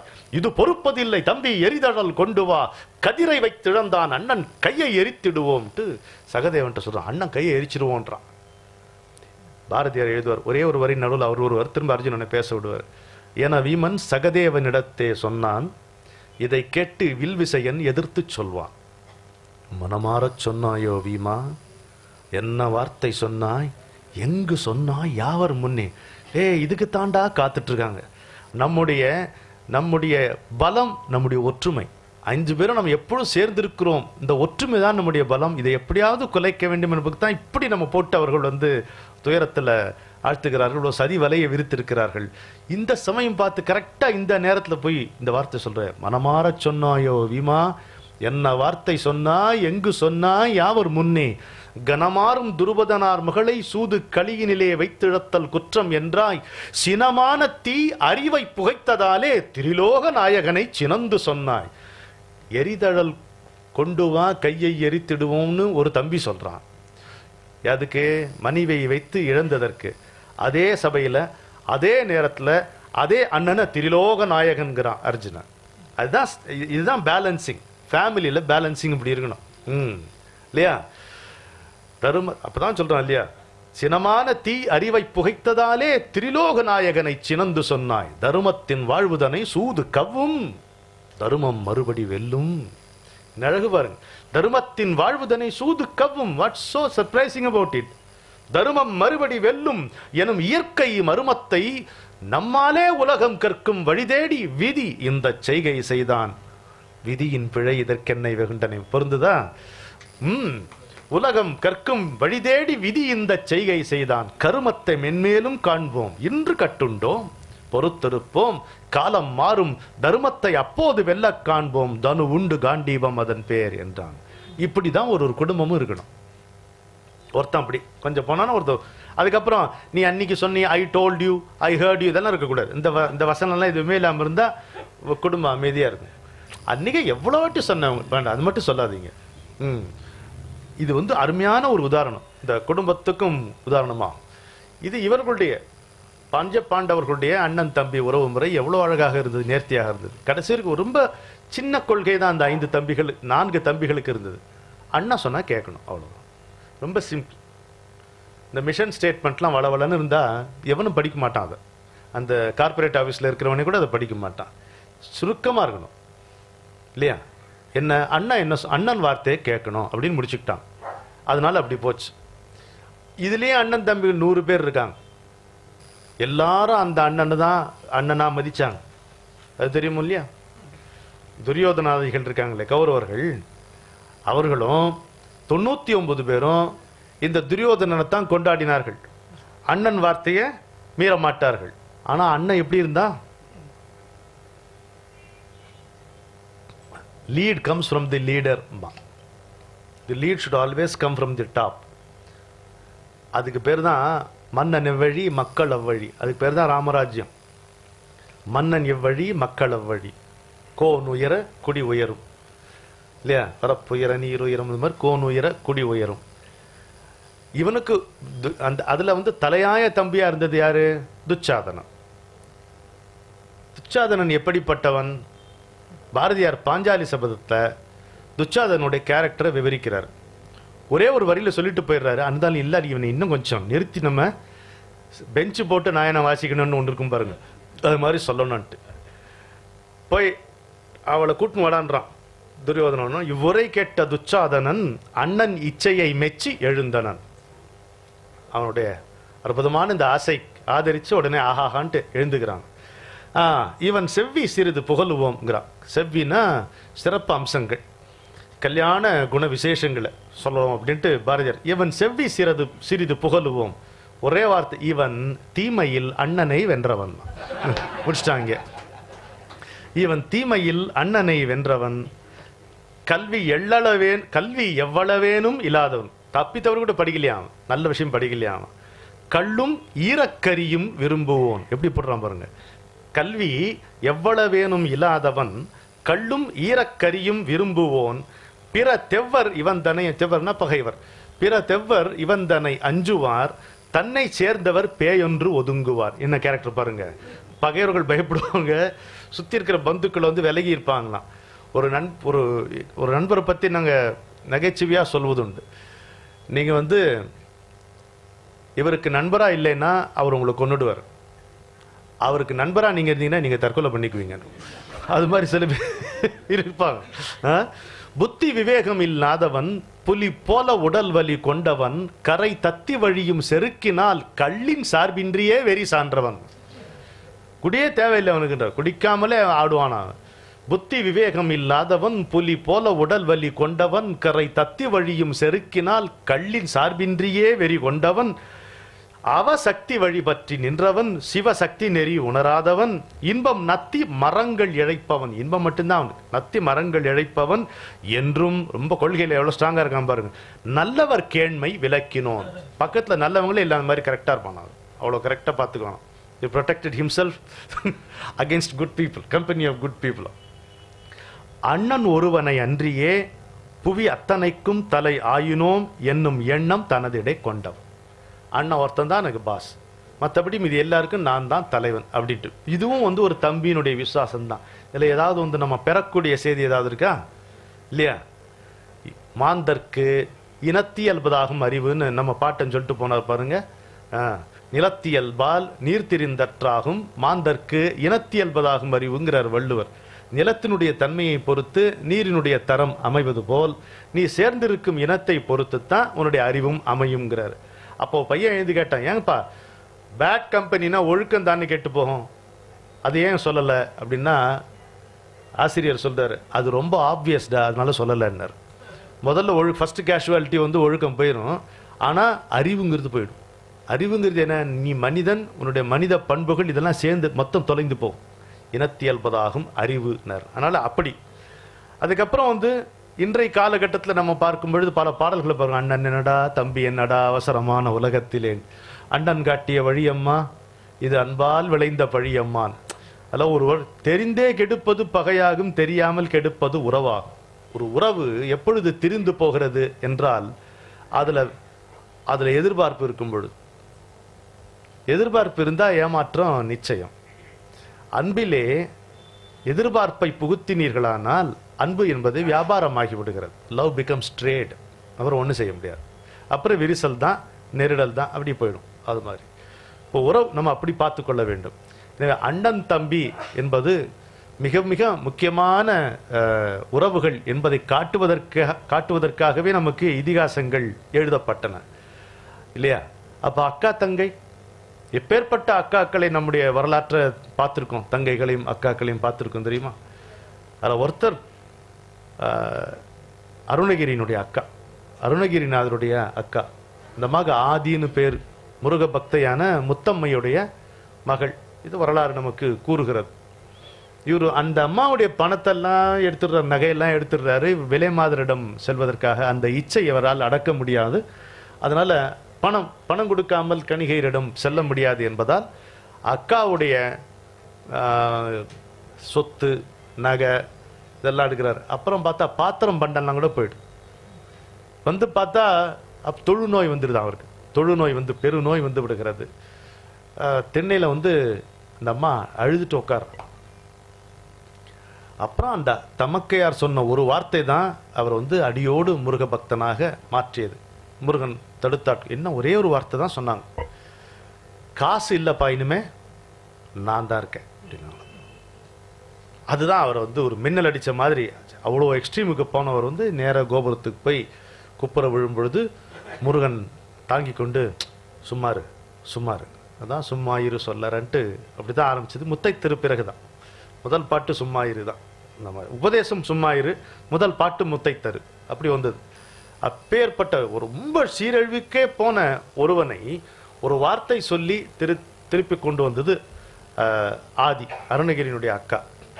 அதே மாதிரி திருநாவுக்கரசருடைய தமக்கை, அடாடா திலகவதியார் மாதிரி பார்க்க முடியுமா? சைவத்தில் இருந்த தன்னுடைய ஒப்பற்ற தம்பி, எப்படி தந்தையும் இறந்து போய் தாயும் இறந்து போய் அந்த அம்மாவுக்கு நிச்சயிக்கப்பட்ட அந்த மணாளன் போர்ல போயிடுறார் இல்லையா, கலிப்பகையார். அந்த செய்தி வந்து எப்போ வந்து என்னுடைய பெற்றோர்கள் அவருக்கு நான் என்ன நிச்சயித்தார்களோ அவர் தான் என்னுடைய கணவர், இன்னும் திருமணமும் செய்து கொள்ளேன் என்று இருந்து உயிரை விடலாம்னு போனவரா இந்த திருநாவுக்கரசர் தான் தடுத்து எண்ணி போனேன்னா நான் எப்படிமா இருப்பேன்னா, சரி நான் வந்து உன்னை தந்தையாக தாயாக இருந்து காக்கிறேன்னு சொல்லி தம்பிக்காக தன்னுடைய வாழ்க்கையை அர்ப்பணிச்சு, அந்த தம்பி வந்து நம்ம சைவம் ஒன்றும் சரியில்லைன்ட்டு அப்படி சமணத்துக்கு போய் அங்கே தர்மசேனராகி அந்த சமண மடத்துக்கே தலைவராகி அவருடைய சாத்திரங்களை எல்லாம் கற்று கொலாம் வருமே பதிகம் அங்கே வந்து அந்த லாம் மந்திர பீஜம் தான் அது. அப்புறம் தான் அந்த நாதர்முடி மேல் இருக்கும் அப்பூதி அடிகள் பையனை அரவம் தீண்டின பொழுது அவர் பாடுகின்ற அந்த பதிகம் வந்து சமண மடத்தில் கற்ற மந்திரம் வரும். அந்த இது கொலாம்னு வரும் அது. அப்படி அதுக்கப்புறம் எப்படி அவரை மீட்டு கொண்டு வந்தார்கள் திலகவதியார் என்பதுதான் கதை. சூளை நோய் வருகிறது, காலிக் பெயின், சூளை. அப்படி வரும்போது அக்காவோட ஞாபகம் வருது அவருக்கு. வலி இருக்கும் பொழுது அம்மாவோட ஞாபகம் வரும் இல்லை நமக்கு. இந்த மாதிரி அக்காவோட ஞாபகம் வருகிறது. அக்காவை வர சொல்லுன்னு கேட்டேன். அந்த மடத்துக்கெல்லாம் நான் வரமாட்டேன்ட்டாங்க அக்கா. அவனை ஒன்றா வர சொல்லணும்னு வராரு. எப்படி வராருன்னா, உடுத்துடலும் பாய் ஒழிய, பாயை உதறிட்டு வராராம். அவர் படுத்துட்டு இருந்த பாய் உரியொரு குண்டிகை ஒழிய, இந்த கம்மண்டலத்தை விட்டுட்டு தொடுத்த பீலியும் ஒழிய, மயில் பீலி வச்சிருப்பாங்க, போவதற்கு துணிந்தெழுந்து எல்லாத்தையும் விட்டுட்டு துறவு. நான் துறவுக்கு ஒரு கோலம் இருக்குல்ல, அதையும் விட்டா தான் துறவு. துறந்த நினைப்பும் துறந்து, அப்பதான் துறவு. துறந்த நினைப்பும் துறந்து இருக்கணும். நான் துறந்து விட்டேன்னா நீ ஒண்ணு திறந்திருக்கிற அவ்வளவுதான், இன்னும் துறக்கலன்னு அர்த்தம். அப்படி அப்புறம் வந்து என்ன ஆயிட்டு தெரியுது மாதிரி சிவன் கிட்ட கொண்டு போய் நிறுத்தி திருநீற்றை கொடுத்து பூசிக்கோன்றாங்க. டிராமாட்டிக்கா நடக்குது. வெள்ளை உடையில வராரு, இரவில் வெள்ளை உடையில வராரு திருநாவுக்கரசர் அக்காவை சந்திக்க. அம்மா அக்கா திருநீர் கொடுக்குறாங்க, அதை எடுத்து பூசுறாரு. அப்புறம் தான் கூற்றாயினவாறு விளக்ககளீர் அப்படின்னு பாடுறாரு. இந்த அங்கங்கள் அடங்க ரோமம் எல்லாம் அடைய புலகங்கள் முகிழ்த்து அலற பொங்கும் புனல்கள் கண் பொழிந்து எழிய புவி மீது விழுந்து புரண்டார்னு சேக்கிழார் எழுதுறாரு. என்ன ஒரு வீடியோவில் பார்க்குற மாதிரி இருந்த காட்சி. எம்மை பணிகொள் கருணைத்திறம் இங்கு யார் பெற்றனர்னு அக்கா வந்து பூரித்து போகிறார்கள். இப்படி நம்ம நிறைய பார்க்குறோம். ரொம்ப 1890 இந்த 19ஆம் நூற்றாண்டு இறுதியில கூட அக்கா அசலாம்பிகை தங்கை ருக்குமணி ஒரு கதை இருந்தால் அவங்களால நீங்கள் கூகுளில் எடுக்கலாம், படிங்க, மலர். அப்புறம் தங்கை வந்து நிறைய கவிதைகள் எழுதியிருக்காங்க, புராணங்கள் பிரபந்தங்கள் எழுதியிருக்கிறார்கள். தங்கை இறந்து போகிறார்கள். தங்கையினுடைய கவிதைக்கு அக்கா அசலாம்பிகை வந்து 1000 செய்யுள் எழுதி அதை பதிப்பிக்கிறார்கள். 1890ஆம் வருடம் நடந்த ஒரு நிகழ்ச்சி. ரொம்ப நிகழ்ச்சியாக இருந்தது அந்த வரலாறு படிக்கும் பொழுது. நம்ம பல பேருக்கு இது தெரிந்திருக்காது. ஏன்னா நான் முதல் முறை இதை கண்ணுற்றேன், அதனால் உடனே உங்களோடு பகிர்ந்து கொண்டேன். இப்போ எந்த விதமான கதைக்கும் போகாம நேராக சில சொற்களை மட்டும் உங்களோட பகிர்ந்து கொள்ளலான்னு வந்தேன். அக்கா யாரு? சுமக்காத தாய், நம்மை சுமக்காத தாய், ஆனால் சுமைதாங்கி. அதுதான் அக்கா. இமைக்கும் பொழுதும் இடைவிடாமல் உருகி சுடர்விடும் தியாக தீபம் அக்கா. குடும்பத்தினுடைய கண்கண்ட குலதெய்வம் யாருன்னா அக்கா. தங்கைகளை தம்பிகளை பெற்ற குழந்தைகளாகவே கருதுகின்ற தாயை மிஞ்சிய தாய் அக்கா, இல்லையா? அம்மா வந்து பெத்த குழந்தைய நினைக்கிறது பெரிய விஷயம் இல்லை, அக்கா நினைப்பா. எத்தனையோ தம்பிகளை அக்கா தான் வளர்த்துருக்காங்க, இல்லையா? எத்தனையோ வீட்டில் உங்கள் வீட்டில் நடந்திருக்கு. இது ஈஸியாக நீங்கள் தொடர்பு படுத்தி பார்க்க முடியும், இல்லையா? எத்தனையோ வீடுகளில் தம்பியும் தங்கையும் அக்கா வந்து அம்மா மாதிரி தூக்கி வளர்த்துருக்கா. அம்மா என்னெல்லாம் செய்வாளோ சீராட்டி அதெல்லாம் அவள் செய்திருக்கிறா. என்ன சொன்னாலும் உன்னை விவரிக்க முடியவே இல்லையே நான் எழுதுறேன். கண்ணெதிரே தென்பட்டாலும் தொட்டுவிட முடியாத தொடுவானம் போன்றது அக்கா உன்னுடைய உயர்வு சொல்றேன், இல்லையா? வானமாகிய உன்னில் வளைய வருகிறது எங்கள் வாழ்வு. சரியா? அக்கா இருக்கிறவங்கள எத்தனை பேர் கை தூக்குங்க? பாக்கியவான்கள் நீங்க. பாருங்க பாருங்க பாருங்க. அதான் அக்கா தான் பண்ணியிருப்பாங்க. தங்கையே, உன் பட்டாம்பூச்சி பரவசம் இதயத்தினுடைய இளமைக்கு உத்தரவாதம். உன்னை ஏமாற்றவே முடியாது. அதான் பெரிய பிரச்சனை தங்கை கிட்ட. அப்படியே பார்த்துட்டே இருக்கும் நம்மள. எப்போ பாரு மைக்ரோஸ்கோப்பில் போட்டு எங்கடா போகிறான் அண்ணா, எங்கே பாரு, இல்லை கோயிலுக்கா அப்படின்னு போச்சு மாட்டிங்க. இது கேட்கும்பா ஐயோ ரூட்டை மாற்றி போகணும் போல் இருக்கேன் நமக்கு அப்படின்னு. உன்னை ஏமாற்றவே முடியாது.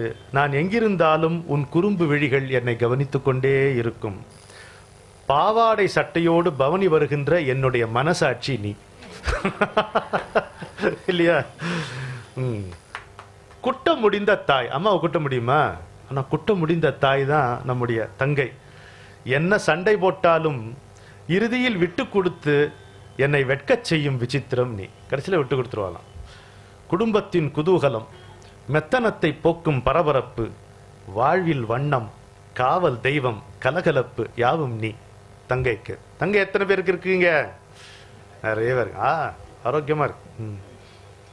வானம் இல்லாத உலகம், தீபம் இல்லாத கோயில், பாடல் இல்லாத விழா, சரித்திரம் இல்லாத நாடு, பண்பாடு இல்லாத சமுதாயம், அக்கா தங்கை இல்லாத வீடு. பெற்றதனால் தாயாகிறாள் அன்னை, பிறந்ததிலிருந்தே தாயாக காக்கிறாள் சகோதரி.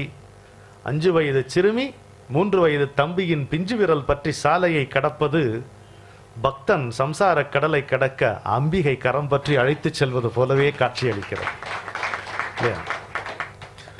அன்புள்ள சகோதரியின் ஆதரவான கரங்களை விடவும் ஆறுதல் தரும் இடம் இந்த உலகில் உண்டா? தாயைப் போலவே நம்மை நேசிக்கவும், தாயை விடவும் நம்மை புரிந்து கொள்ளவும் நமக்கு சகோதரியைப் போல வேறு யார் இருக்கிறார்கள்? பிள்ளை பருவம் மீண்டு வராது என்னும் நியதி அக்கா தங்கை இல்லாதவர்களுக்குத்தான். அக்கா தங்கை நம்ம சேர்ந்திருந்தோம்னா என் பிள்ளை பருவத்தில் தான் இருப்போம். நம்ம பெரிய பருவத்துக்கு வரவே மாட்டோம். அவர்களை சந்திக்கும் போதெல்லாம் நம்முடைய பிள்ளை பருவம் அப்படியே இருக்கிறது அல்லவா? தொலைந்து போய்விடக்கூடிய தூய்மையை தொடர்ந்து பாதுகாத்து வரும் தொண்டர்கள் அல்லவா சகோதரிகள். ஒருவரோடு அடிக்கடி சண்டை போடுவதும் ஆனால் அவரை எப்போதும் நேசிப்பதும் சாத்தியமில்லை என்றால் உங்களுக்கு அக்காவோ தங்கையோ இல்லை என்று அர்த்தம். சண்டை போடலாம், அதுக்காக நேசம் இல்லாமல் போயிடுமா? ஒருத்தர்கிட்ட சண்டை போட்டா அவங்களை நேசிக்க முடியாது அப்படி நீங்க நினைக்கிறீர்கள் என்றால் உங்களுக்கு அக்கா தங்கை இல்லை என்று பொருள். சரிதானே? இப்படி வச்சுக்கோ. அம்மாவை ஏமாற்றலாம், அக்காவிடம் கெஞ்சி கூத்தாடி சமாளிக்கலாம். ஆண்டவனே மசிந்தாலும் அசையாதவள் அன்பு தங்கைதானே. அண்ணன்களே ஜாக்கிரதை. நம்மை போலவே இருந்து கொண்டும் கொஞ்சம் கூட நம்மை போலவே இல்லாமல் இருப்பதும் நமது சகோதரிகளுக்கே சாத்தியம். 3 வயதில் போட்ட சண்டையை முழுதாக நினைவில் வைத்துக் கொண்டிருக்கிறாய். முந்தா நாள் நான் மூர்க்கனாக நடந்து கொண்டதை அடியோடு மறந்து அன்புக்கரம் நீட்டுகிறாய். யாரம்மா நீ? அம்மாவா? ஆண்டவனா? அதையும் மிஞ்சும் அதிசயமா? அக்காவும் தங்கையும் இருப்பதால் தான் ஒரு கும்பல் குடும்பம் என்னும் கௌரவத்தை பெறுகிறது. அக்காவும் தங்கையும் இருப்பதால் தான் ஒரு கும்பல் குடும்பம் என்னும் கௌரவத்தை பெறுகிறது. விட்டுக் கொடுத்தல், உதவும் மனப்பான்மை, தியாக உணர்வு என்னும் அரிய பாடங்கள் சகோதரிகளின் நிழலில் தான் போதிக்கப்படுகின்றன. அக்காவும் தங்கையும் இல்லாத வாழ்க்கை ராமாயணமும் மகாபாரதமும் இல்லாத இந்தியாவை போல். எங்கே நேசம் இருக்கிறதோ அங்கே தியாகம் தொடர்ந்தே தீரும். இந்த வேத வாக்கு உன்னை பார்த்த பின்புதான் எழுதப்பட்டது சகோதரி. ஒரே வானம்தான் ஜன்னலில் ஒரு விதமாய், மொட்டை மாடியில் இன்னொரு விதமாய், இமைகளின் இடையில் வேறொரு விதமாய் தெரிகிறது. தாய் ஒருத்திதான். சில சமயம் அவளை அக்கா என்கிறோம், சில நேரம் அவளை தங்கை என்கிறோம். நண்பர்களை தேர்ந்தெடுத்துக் கொள்ள வேண்டும், சக ஊழியர்களை புரிந்து கொள்ள வேண்டும். அக்கா தங்கை என்பது அதுவாய் அமைந்த உறவு. பறவை பிறக்கும் போதே சிறகுகளோடு தானே பிறக்கின்றது. எல்லோரிடமும் நாம் நடந்து கொள்ள வேண்டும். சகோதரிகளிடம் மட்டுமே நாமாய் இருக்க முடியும், இல்லையா? மீது இவர் எல்லாரும் யார் வந்தாலும் ஒரு சின்ன வேஷம் நமக்கு தேவையா இருக்கு. சகோதரிகள்கிட்ட மட்டும்தான் அந்த வேஷம் இல்லாமல் இருக்க முடியும். எல்லாம் சரியாய் நடக்கும் போது எங்கோ இருக்கிறாய். இடர்களின் நடுவே நான் தடுமாறும் பொழுது எப்படித்தான் எதிரே வந்து நிற்கிறாய். எத்தனை முறை நீ தலைகோதி நீக்கின துன்பங்கள், அத்தனை முறையும் நிம்மதியை தந்துவிட்டு நீ மீண்டும் மறைந்து விடுவாய். மழை பொழிந்த பின் காணாமல் போய்விடுகிற மேகங்களைப் போல. அம்மா மனைவி எல்லோரும் நன்றாகத்தான் சமைக்கிறார்கள். என்னவோ அக்காவின் சமையல் அலாதியானதுதான். அது வேறு அலைவரிசையில் நிற்கிறது. தங்கையோ எப்படி சமைத்தாலும் பெருமையாயிருக்கிறது.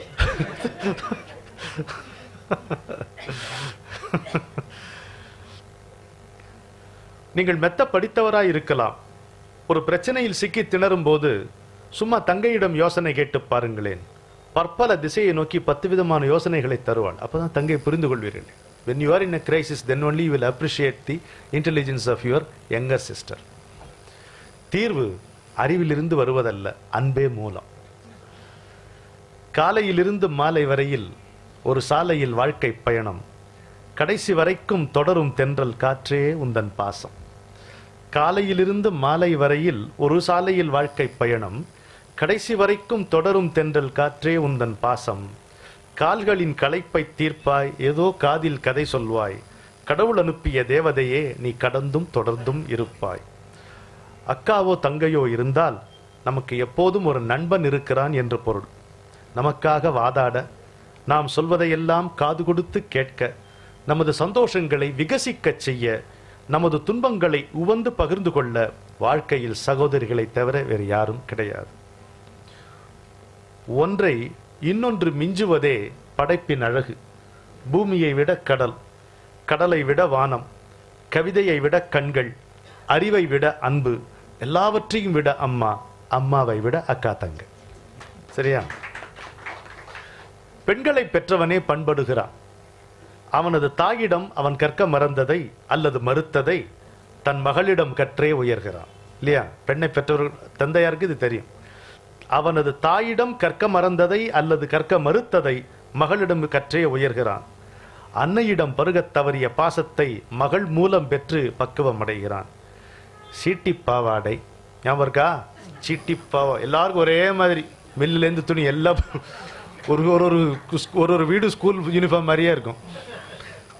ஒத்த பின்னல், வாழை நாறு, கோலாட்டம், வங்கி, இதெல்லாம் ஞாபகம் இருக்கா? சீட்டி பாவாடை, பழைய தபால் தலைகள், பதுக்கல் சில்லறை, பழைய புத்தகம், அதில் ஏதாவது ஒரு பக்கத்தில் திடீரென்று கண் சிமிட்டும் மயில் இறகு, எப்போதும் கொஞ்சம் பாக்கி தின்பண்டது வச்சு வச்சு தின்னி அழகு காட்டுவாங்கம்மா இந்த தங்கன்ற. எப்போதும் கொஞ்சம் பாக்கி தின்பண்டம், எதற்காகவோ இப்போதும் கட்டிக்கொள்ள ஒரு பொம்மை, நான் வாங்கி தந்தேன் என்பதால் பத்திரமாக வைத்தே பழசாகி போன பேனா, இவற்றோடு எதனாலும் எப்போதும் எங்களை விட்டு பிரிக்க முடியாத உறுதியோடு தென்படும் தேவதையே எங்கள் தங்கை. சரியா? அக்காவும் தங்கையும் பக்கம் இருக்கும்போது நம்மை எதிர்க்கும் துணிவு எவருக்கு இருக்கிறது இங்கே?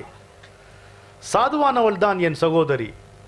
ஆனால் அவளிடம் என்னை பற்றி அவதூறு சொல்லி பாருங்களேன், புலியின் சீற்றம் என்றால் என்னவென்று நீங்கள் உடனே புரிந்து கொள்வீர்கள்.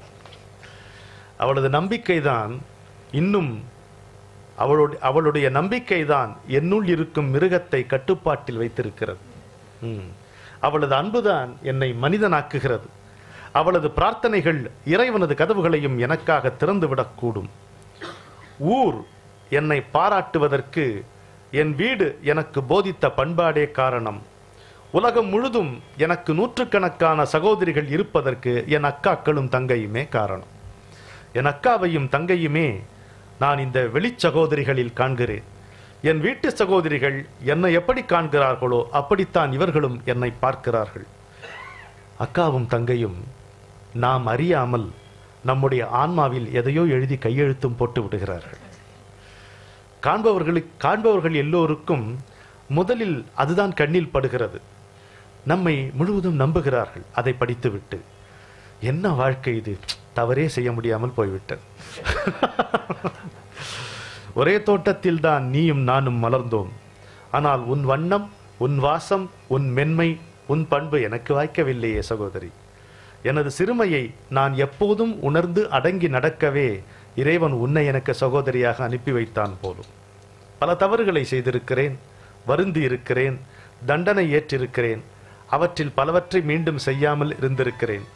ஆனால் இறைவன் சந்நிதியில் அசிங்கமான வார்த்தைகள் பேசுவது போல் உன்னிடம் நான் மனிதத்தன்மையின்றி நடந்து கொண்ட கணங்களை நீ பொருட்படுத்தாமல் போனதால் அவற்றை மன்னிக்க ஆள் தேடி தவிக்கின்றேன்.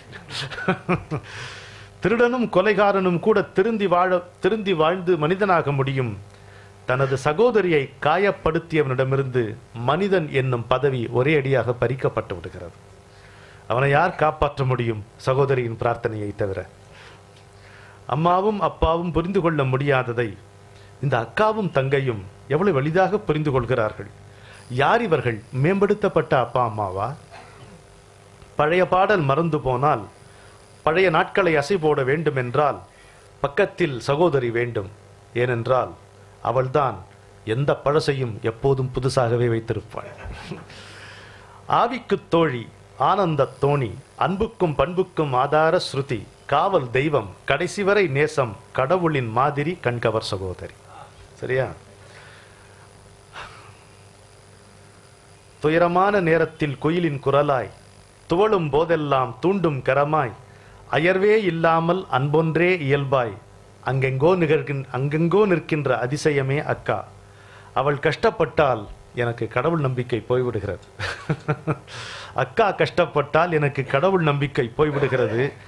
அவள் அருகே இருக்கும் போதோ எனக்கு கடவுளின் அவசியம் மறைந்து விடுகிறது. அவளை கொடுத்த காரணத்தாலே எனக்கு கடவுளை தொழவும் தோன்றுகிறது. பெரியாருக்கா பாருங்க. அக்கா கஷ்டப்பட்டால் எனக்கு கடவுள் நம்பிக்கை போய்விடுகிறது. அவள் அருகே இருக்கும்போது எனக்கு கடவுளின் அவசியம் மறைந்து விடுகிறது. அவளை கொடுத்த காரணத்தினாலேயே எனக்கு கடவுளை தொழவும் தோன்றுகிறது. நம்மை மிகவும் அறிந்தவள், நம்மோடு நெடுங்காலம் இருந்து வருபவள், ஊரே நம்மை கொண்டாடும் போது ஒரு வார்த்தையும் பேசாமல் கரத்தை கரத்தால் மெல்ல அழுத்தி கண்கள் சற்றே பனிக்கச் சிரித்து கதவின் பின்னே மறைந்து விடுகிறாள். அக்கா தங்கையிடம் பகிர்ந்து கொள்வதையெல்லாம் ஆண்டவனிடம் பேசிக்கொள்ள முடியாது. காக்கா கடி என்பது தின்பண்டத்தில் மட்டுமா? எவ்வளவு வலிகளை காக்கா கடி கடிச்சிருப்போம், எவ்வளவு வேதனைகளை, எவ்வளவு அவமானங்களை. காக்கா கடி என்பது தின்பண்டத்தில் மட்டுமா? உடன்பிறப்புகளுக்கே பிரத்யேகமான எண்ணங்களின் வண்ணங்களை வேறு எவரிடம் காட்ட முடியும்? நாங்கள் எதற்காக அப்படி சிரித்தோம்? நாங்கள் எப்படி அப்படி சண்டை போட்டு அதை அறவே மறந்தும் போனோம்? நாங்கள் எப்படி திட்டிக் கொண்டோம்? எப்படி ஒருவரை ஒருவர் தாங்கிக் கொண்டோம்? இதில் எதுவும் எவருக்கும் புரியாது, புரிய வைக்கவும் முடியாது. சகோதர பாசம் வீதி நாடகம் போலே, மேடை கூச்சம் கிடையாது. அதில் வேடம் உண்டு, மேடை கிடையாது, ஒப்பனை கிடையாது, ஆனால் வசனங்கள் பாடல்கள் உண்டு. நண்பர்கள் வருவார்கள் செல்வார்கள், பெற்ற குழந்தைகள் விட்டு செல்வார்கள், மற்றவர்கள் எல்லோரும் அப்படியே. நம் வீட்டில் இல்லாத போதும் நம்மோடு இருப்பவள் சகோதரி, நம் வீட்டில் இல்லாத போதும் நம்மோடு இருப்பவள் சகோதரி. அவள் இறைவனுடைய சுவாசம். அதனால எனக்கு நல்ல நண்பர்கள் உண்டு. எங்கள் நட்பு மிகவும் உயரமானதுதான். ஆனால் என் சகோதரிகளின் பாசத்தின் முன்னால் அந்த ஆலமரங்கள் அருகும்புல்லாகி விடுகின்றன. தாய், நண்பன், விளையாட்டு தோழி, கொஞ்சம் தந்தை, மனசாட்சியின் குரல் எல்லாம் சேர்த்தால் சகோதரி. சரியா? நமது மகிழ்வான நேரங்களில் எக்களிப்பு இல்லாமல் ஒரு தீபம் ஏற்றி மகிழம்பூ வாசம் சேர்த்து மகிழ்ச்சிக்கு பண்பு சார்ந்து மெருகேற்றுவாள். நமது துவட்சியான தருணங்களில் ஒரு ஊதுவத்தி புகையை வாகனமாக்கி நம்முடைய உள்ளத்தில் நுழைந்து தாயை போல தட்டி கொடுப்பாள். கீழே பசுமை கொழிக்க மேலே சுவடே இல்லாமல் மறைந்தும் விடுவாள் மழையைப் போலே. இல்லையா? நாங்கள் வேலை தேடி வெளியே சென்று விட்டோம். நீயும் திருமணமாகி சென்று விட்டாய். பெற்றோர்கள் இங்கும் அங்குமாய் இருக்கிறார்கள். எங்கிருந்தாலும் நீதான் எங்களை கவனித்துக் கொள்ள வேண்டும். வயலில் வேலை செய்தபடி மர நிழலில் தூளியாடும் கைக்குழந்தையிடமே கருத்தாயிருக்கும் தாயைப் போல. நீ புகுந்த வீடு தெய்வம் நுழைந்த கோயில். உனது பொன்னிழலில் எல்லோரும் நலமாகவே இருப்பார்கள். அந்நியர்கள் என்று யாரையும் கருதாத அதிசயம் நீ. அவர்களையும் அப்பா, அம்மா, தம்பி, தங்கை என்று இவ்வளவு இயல்பாக, இவ்வளவு உண்மையாக அழைக்க நடத்த உன்னால் தான் முடியும். நம்ம செய்வோமா? அவங்க தான் செய்வாங்க. நாங்களோ நீ எதிரில் இருந்த போதும் உன் அருமையை புரிந்து கொள்ள முடியாத மூடர்கள். நீயோ யார் யார் எங்கிருந்தாலும் எங்கள் மீதே கவனம் வைத்துக் கொண்டிருக்கும் காவல் தெய்வம். அங்கும் இங்கும் ஒரே நிறையாயிருக்கும் நீயே ஆண்டவனுக்கு மிகவும் உகந்தவள். ஏழை கொடிலில் செல்வம் நீ, எங்கள் நெஞ்சில் தெய்வம் நீ. வாழ வைக்கவே வந்தவள் நீ, வாழ்வில் மாறா வசந்தம் நீ. என்றும் எம்மை மறவாமல் எங்கிருந்தாலும் வாழ்க என்று இங்கிருக்கும் தங்கைகளுக்கும் அக்காக்களுக்கும் என்னுடைய வாழ்த்துக்களை தெரிவிக்கிறேன்.